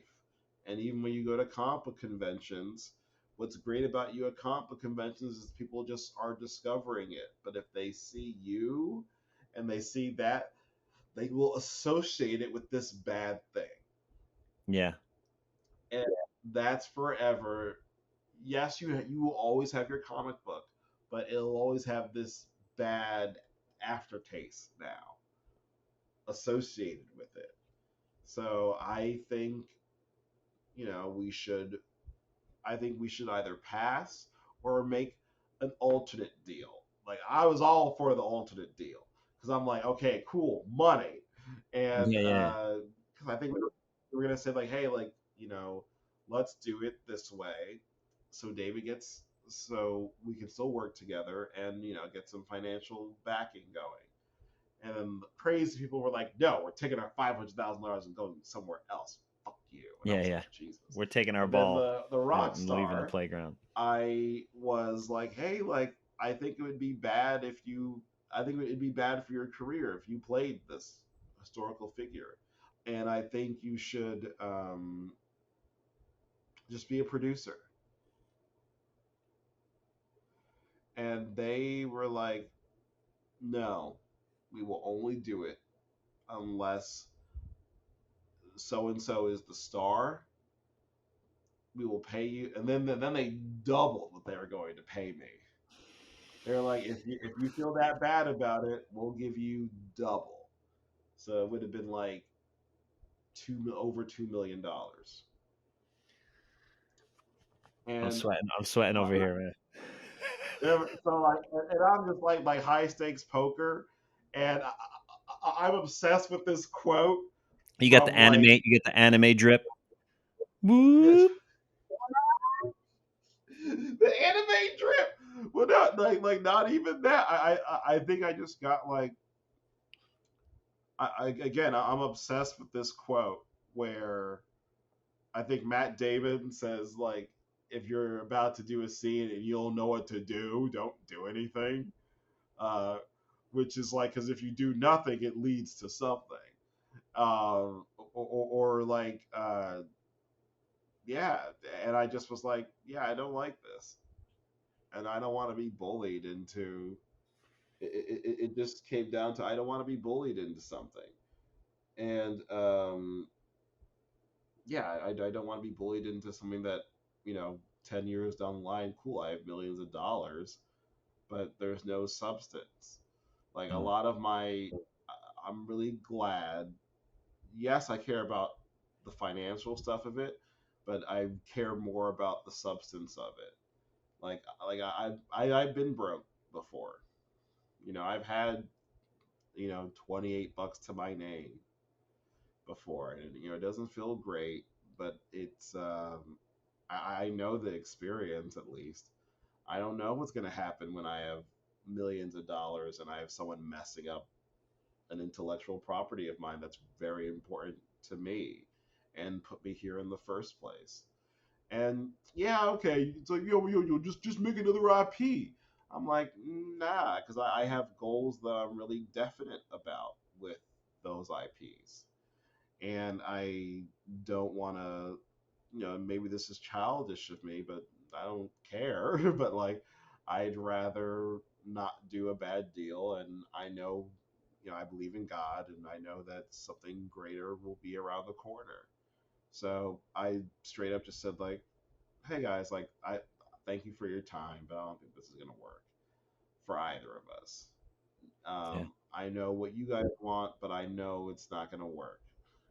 So I just got up and left, and I I like, respect that. Respect that big time. and not an easy thing, man. I remember because No, no, no.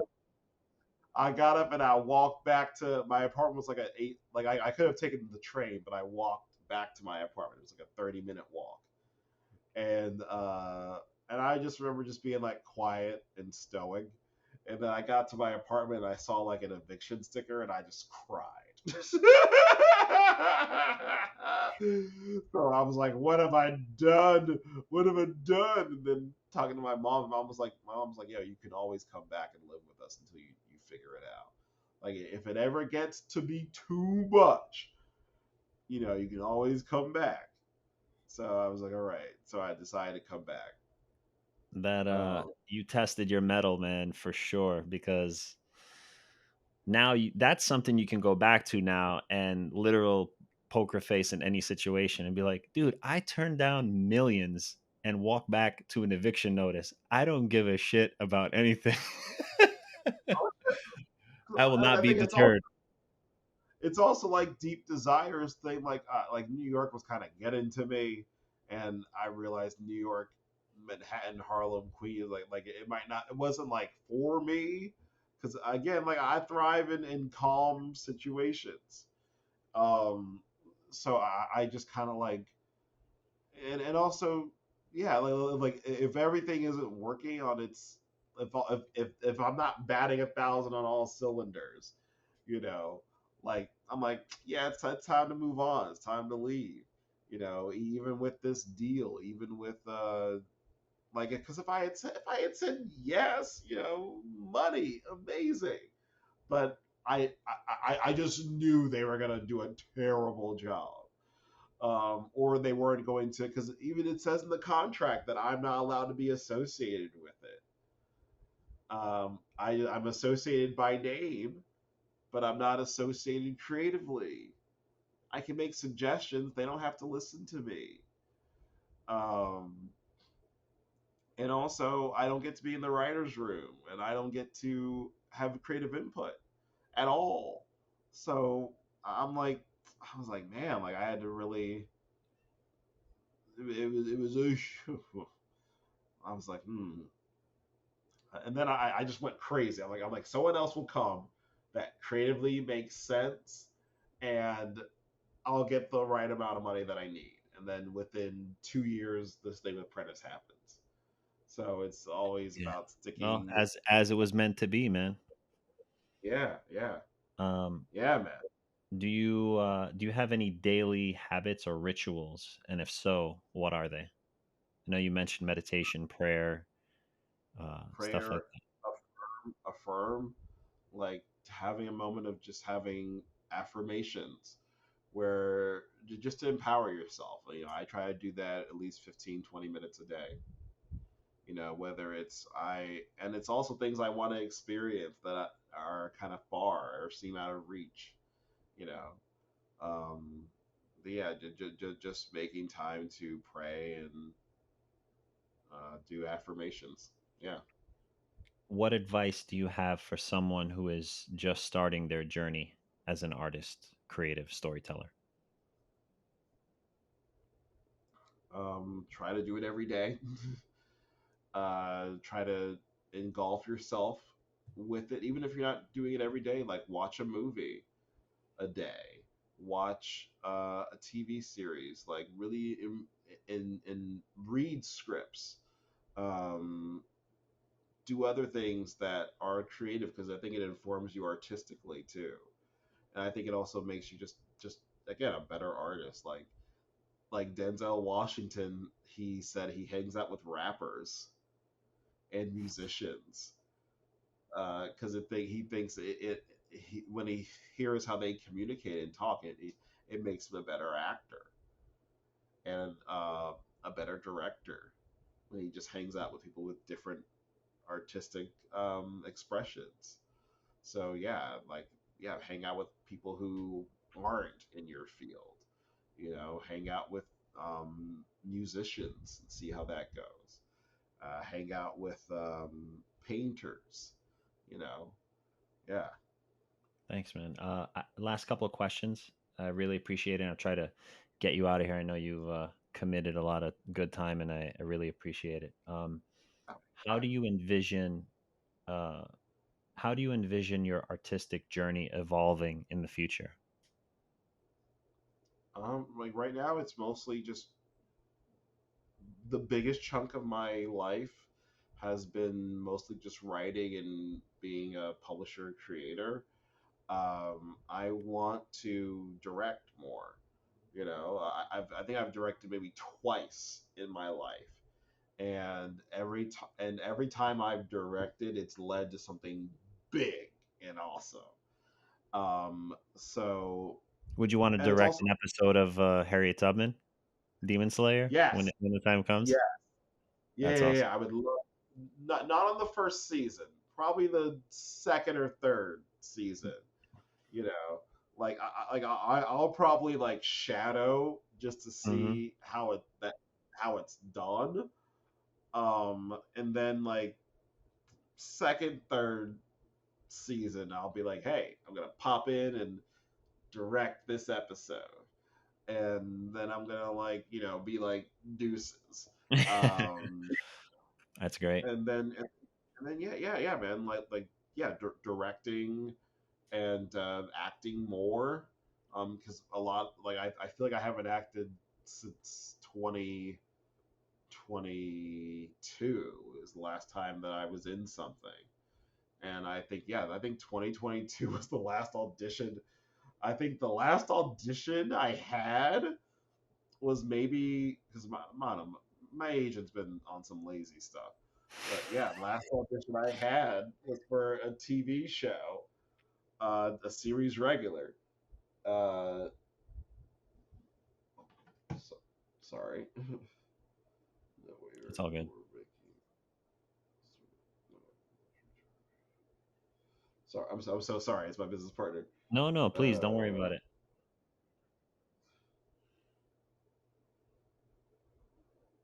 I have three more quick questions, and then we'll wrap up because I know you got to get going.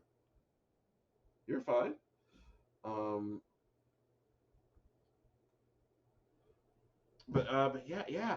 I really think yeah, man. I'm so sorry. The last question. No, no. How do you Did I? envision your artistic journey evolving in the future? And you mentioned wanting to direct and stuff like that. Yeah, yeah, yeah. I want to direct and I want to act more, and yeah, I want to direct more, and I want to direct film eventually, and probably like an indie like probably I'll start with like a short film, and I want to do at least like one short film a year, and have it be like a lot of prep for it. Like I want to do at least 2 months, 2 to 3 months of prep for this short film, and then film it within like 3 to 4 days. Yeah, Um, sounds like a good plan. and then yeah, yeah, yeah, just taking time to, because I think things come out great when you have more time to prep and make it great. So yeah, man, like yeah, directing and It's acting more, as well as your writing and making comics. your David Crownson Batman prep time. Yes, yes, Batman prep time. Uh, what do you think is the most misunderstood thing about you?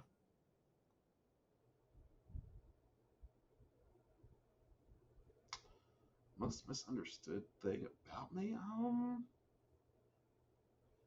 uh, sometimes people think that like I'm a happy-go-lucky guy, but they think like everything is easy for me, or that they think I don't have like bad or sad days. Where I'm like, oh yeah, I have a lot of those. But like, thankfully, I take the time to really feel those bad, sad days, and you know when you see me at a convention, I might still be going through something, but I'm actually genuinely like really happy to be doing what I'm doing. And some of that can be healing, you know. But yeah, people really think yeah, people don't think I have bad days because I'm like smiling and like always happy. And I'm like, "Oh, I do. I mean, I cry behind closed doors and go to therapy so I can heal and detox from it. And then I come back and I'm a warrior again." Well, no, I think that's a real thoughtful answer because I think so many uh, people, so many men uh, tend to you know swallow their feelings or pretend as if they don't exist. And thank you for sharing that because I think it's really important for people to know. Um, Anytime. Coffee, tea, or something else? Mm. I kind of need all of them for different things. Plus the energy drink. Tea if I'm sick or fighting a cold. Coffee on a cold day in New York City. Energy drinks that are natural and are just mostly B complex made, because B complex improves my mood and keeps Mhm. me focused and energized. Um, so yeah, all three plus a natural energy drink. Okay. That was a really like comprehensive answer for that. All right, so last one. It's a little thing I started doing called cosmic roll of the dice. There's 20 philosophical based questions around artistry. We're going to roll the dice. Whatever comes up between 1 through 20 is the question I'll ask you, and we'll go through there. So, cosmic roll of the dice, man. We're born. We don't get the choice of where we get born into. We are the cosmic roll of the dice, and here we go.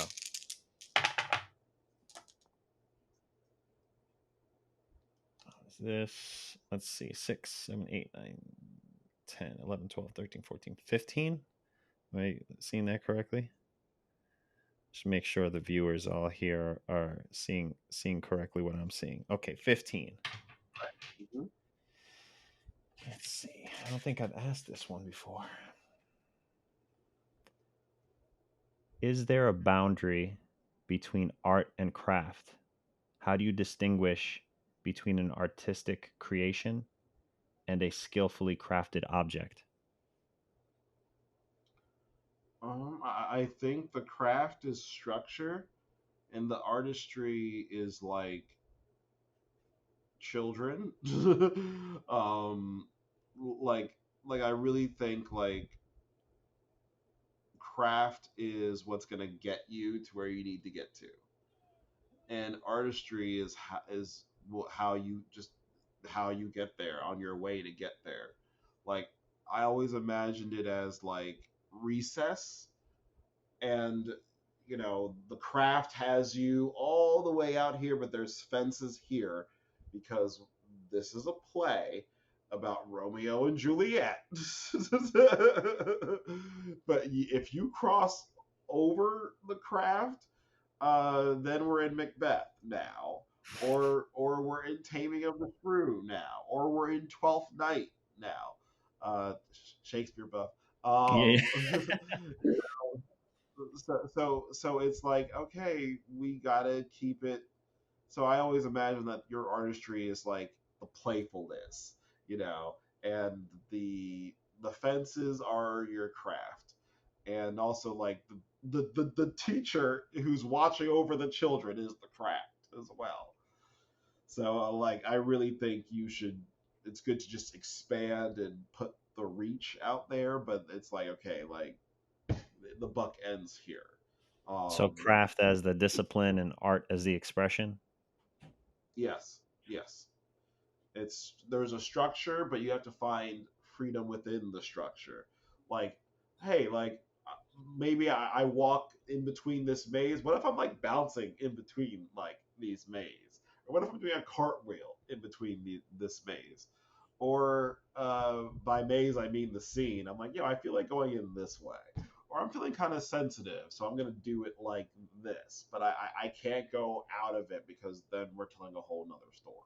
Mm. You know, no matter what. Like I think that's why rehearsal is really important. Um, and I because rehearsal as acting, which pertains to writing and comic book stuff, it feels like a rough draft or a first draft, and your director, your acting coach, your editor, your best friend who's also a storyteller will hone it in and help you, uh, sculpt something. Um, yeah. Yeah, it seems like what that brought to mind is you just throughout this conversation, it was always in the background and foreground of the conversation, but just the community, the amount of people that are involved in any process of expression, whether it's the acting or the writing or storytelling of any kind. So, um, yeah, I just want to say thank you for that. Thank you for kind of being a part of the community of these conversations. I think it's really important. And yeah, I really appreciate your time. I wish you all the success, and you can reach out at any point, and I hope we get to do some acting together. I'm imagining like a action buddy movie or something Uh, like that. Martial arts. yes, please. I still have a video of you with nunchucks. I like found it the other day at New York Comic Con, and I was like, wait, what is this? Because I think I started recording, but I didn't hear you at first. I just it's like it's you say like a fellow chucker, eh? And you're just like flipping the thing, and I'm like, wait, what's happening? I was like, oh wait, it's Afro. You do the girls thing. If I can Oh if man. I can find it, if I can find it, I'll edit it right into when you were saying that. So, David, Yeah. thank you so much for being a part of this conversation with the Artist Dojo. I really appreciate it. Much success moving forward. You are a genuine human being, like filled with kind of positivity, and you have this, uh, as I see it, a spiritual calling for what you're doing because you had the integrity to be able to turn down these crazy offers in order to realize the vision that you have, and it's commendable, and I really like look up to that. So I hope that I can have that same wherewithal when the opportunities present themselves to me too. So thank you again, and you're awesome, man. Thank you, man. Well, thank you so much for having me. Like, man, when I first met you, man, like I just knew you were the truth, and you were just grounded in authenticity. And I love Bulletproof comics and everything like that. I was going through kind of a tough time in that space at the time, but you made that experience I feel like I was able to thrive, and you were like the wind to my wings in that, because I was kind of like having like a little bit of a tough time. But yeah, man, like again, just seeing you, like when I found out like you were an actor, and I was like, oh, okay. I was like, yeah, it's like, yeah, you have a great look. And that's when you had like much longer hair. You're Yeah, like, oh, yeah. I'm getting ready to cut it. I'm doing a play, so I gotta cut it. And I was like, oh, fuck, bullshit, don't cut it. You're like, yeah, man, I gotta cut it. I'm doing this play, and the role requires me not to have this hair. And I was like, oh, I'm so bad for you, damn it. Um, but like, and then like when we found out that like Charles Goforth was our teacher, and I was like, what? Like Small world, man. this is a small world, man. So it is an honor to know you, and thank you so much for being patient with me because my schedule has been like obnoxious No, dude. and I think this not conversation was like absolutely needed. I felt I was just trying to like flow within what you needed because I know you have so much going on, but you've provided so much in this conversation that yeah, I can't thank you enough. So again, thank you so much. Have an awesome day, and if ever you need anything, just reach out. I got your back, man. well, thank you so much, man. You too, and you have a great rest of your day. And will I see you at New York Comic Con this year? To be determined, but All right, yeah. maybe Well, I'll let me do know. my best. I'll do my best. All right. Well, I'll be at small press table. Okay. I'll be sharing a table with a friend of mine. I'm not doing bulletproof this year because a friend of mine reached out to share a table. But Yeah. yeah, man. So what else you I got look going on forward to. before we cut out? Anything you want to shout out on the podcast to people to be able to see what you're doing Yeah, next? yeah. Harriet Tubman Demon Slayer. I signed a distribution deal with Massive and whatnot, and so they're able to put the comic book in bookstores nationwide as of September 13th. And we're going to release the comic book starting from chapter one and release it monthly. And Harriet Tubman Demon Slayer, again, is in thousands of comic book stores now, and the sales have been really good, like to the point where it exceeded our expectations because I think the team that I'm working with, they thought, oh, okay, the book's been out since 2016, 2017. It's not going to, it'll probably do okay, but it did more than what people thought it was going to do. So they're like, all right, awesome. Like let's see what happens. And it's been going really well so far. Um, Everyone listening, so go to your local comic shops right now. Stop this podcast or continue listening to it as you travel safely to your local comic shop and get all the covers that they have. Be a yes, completionist. get all, Get every single cover of Harriet Tubman Demon Slayer. yes, get all the variants, please and thank you. Yes, Of Harriet. you will be supporting an awesome creative and a writer, and you know what the heck? I just hit my mic and I got all confused. My brain flustered or shot me back into reality. Um, get Harriet Tubman Demon Slayer at your local comic shops. All the info will be in the show notes below. Reach out to David. Uh, yeah, we could do this Yes, all day, follow. but follow the man on social media. Damn it, he turned down. You know how much money this man turned down? The least you could do is give him a follow on social media. Are you insane? Exactly. You should Exactly. The offer least him you can that do. respect. Yes, yes, damn it. All But right, no, David. yeah.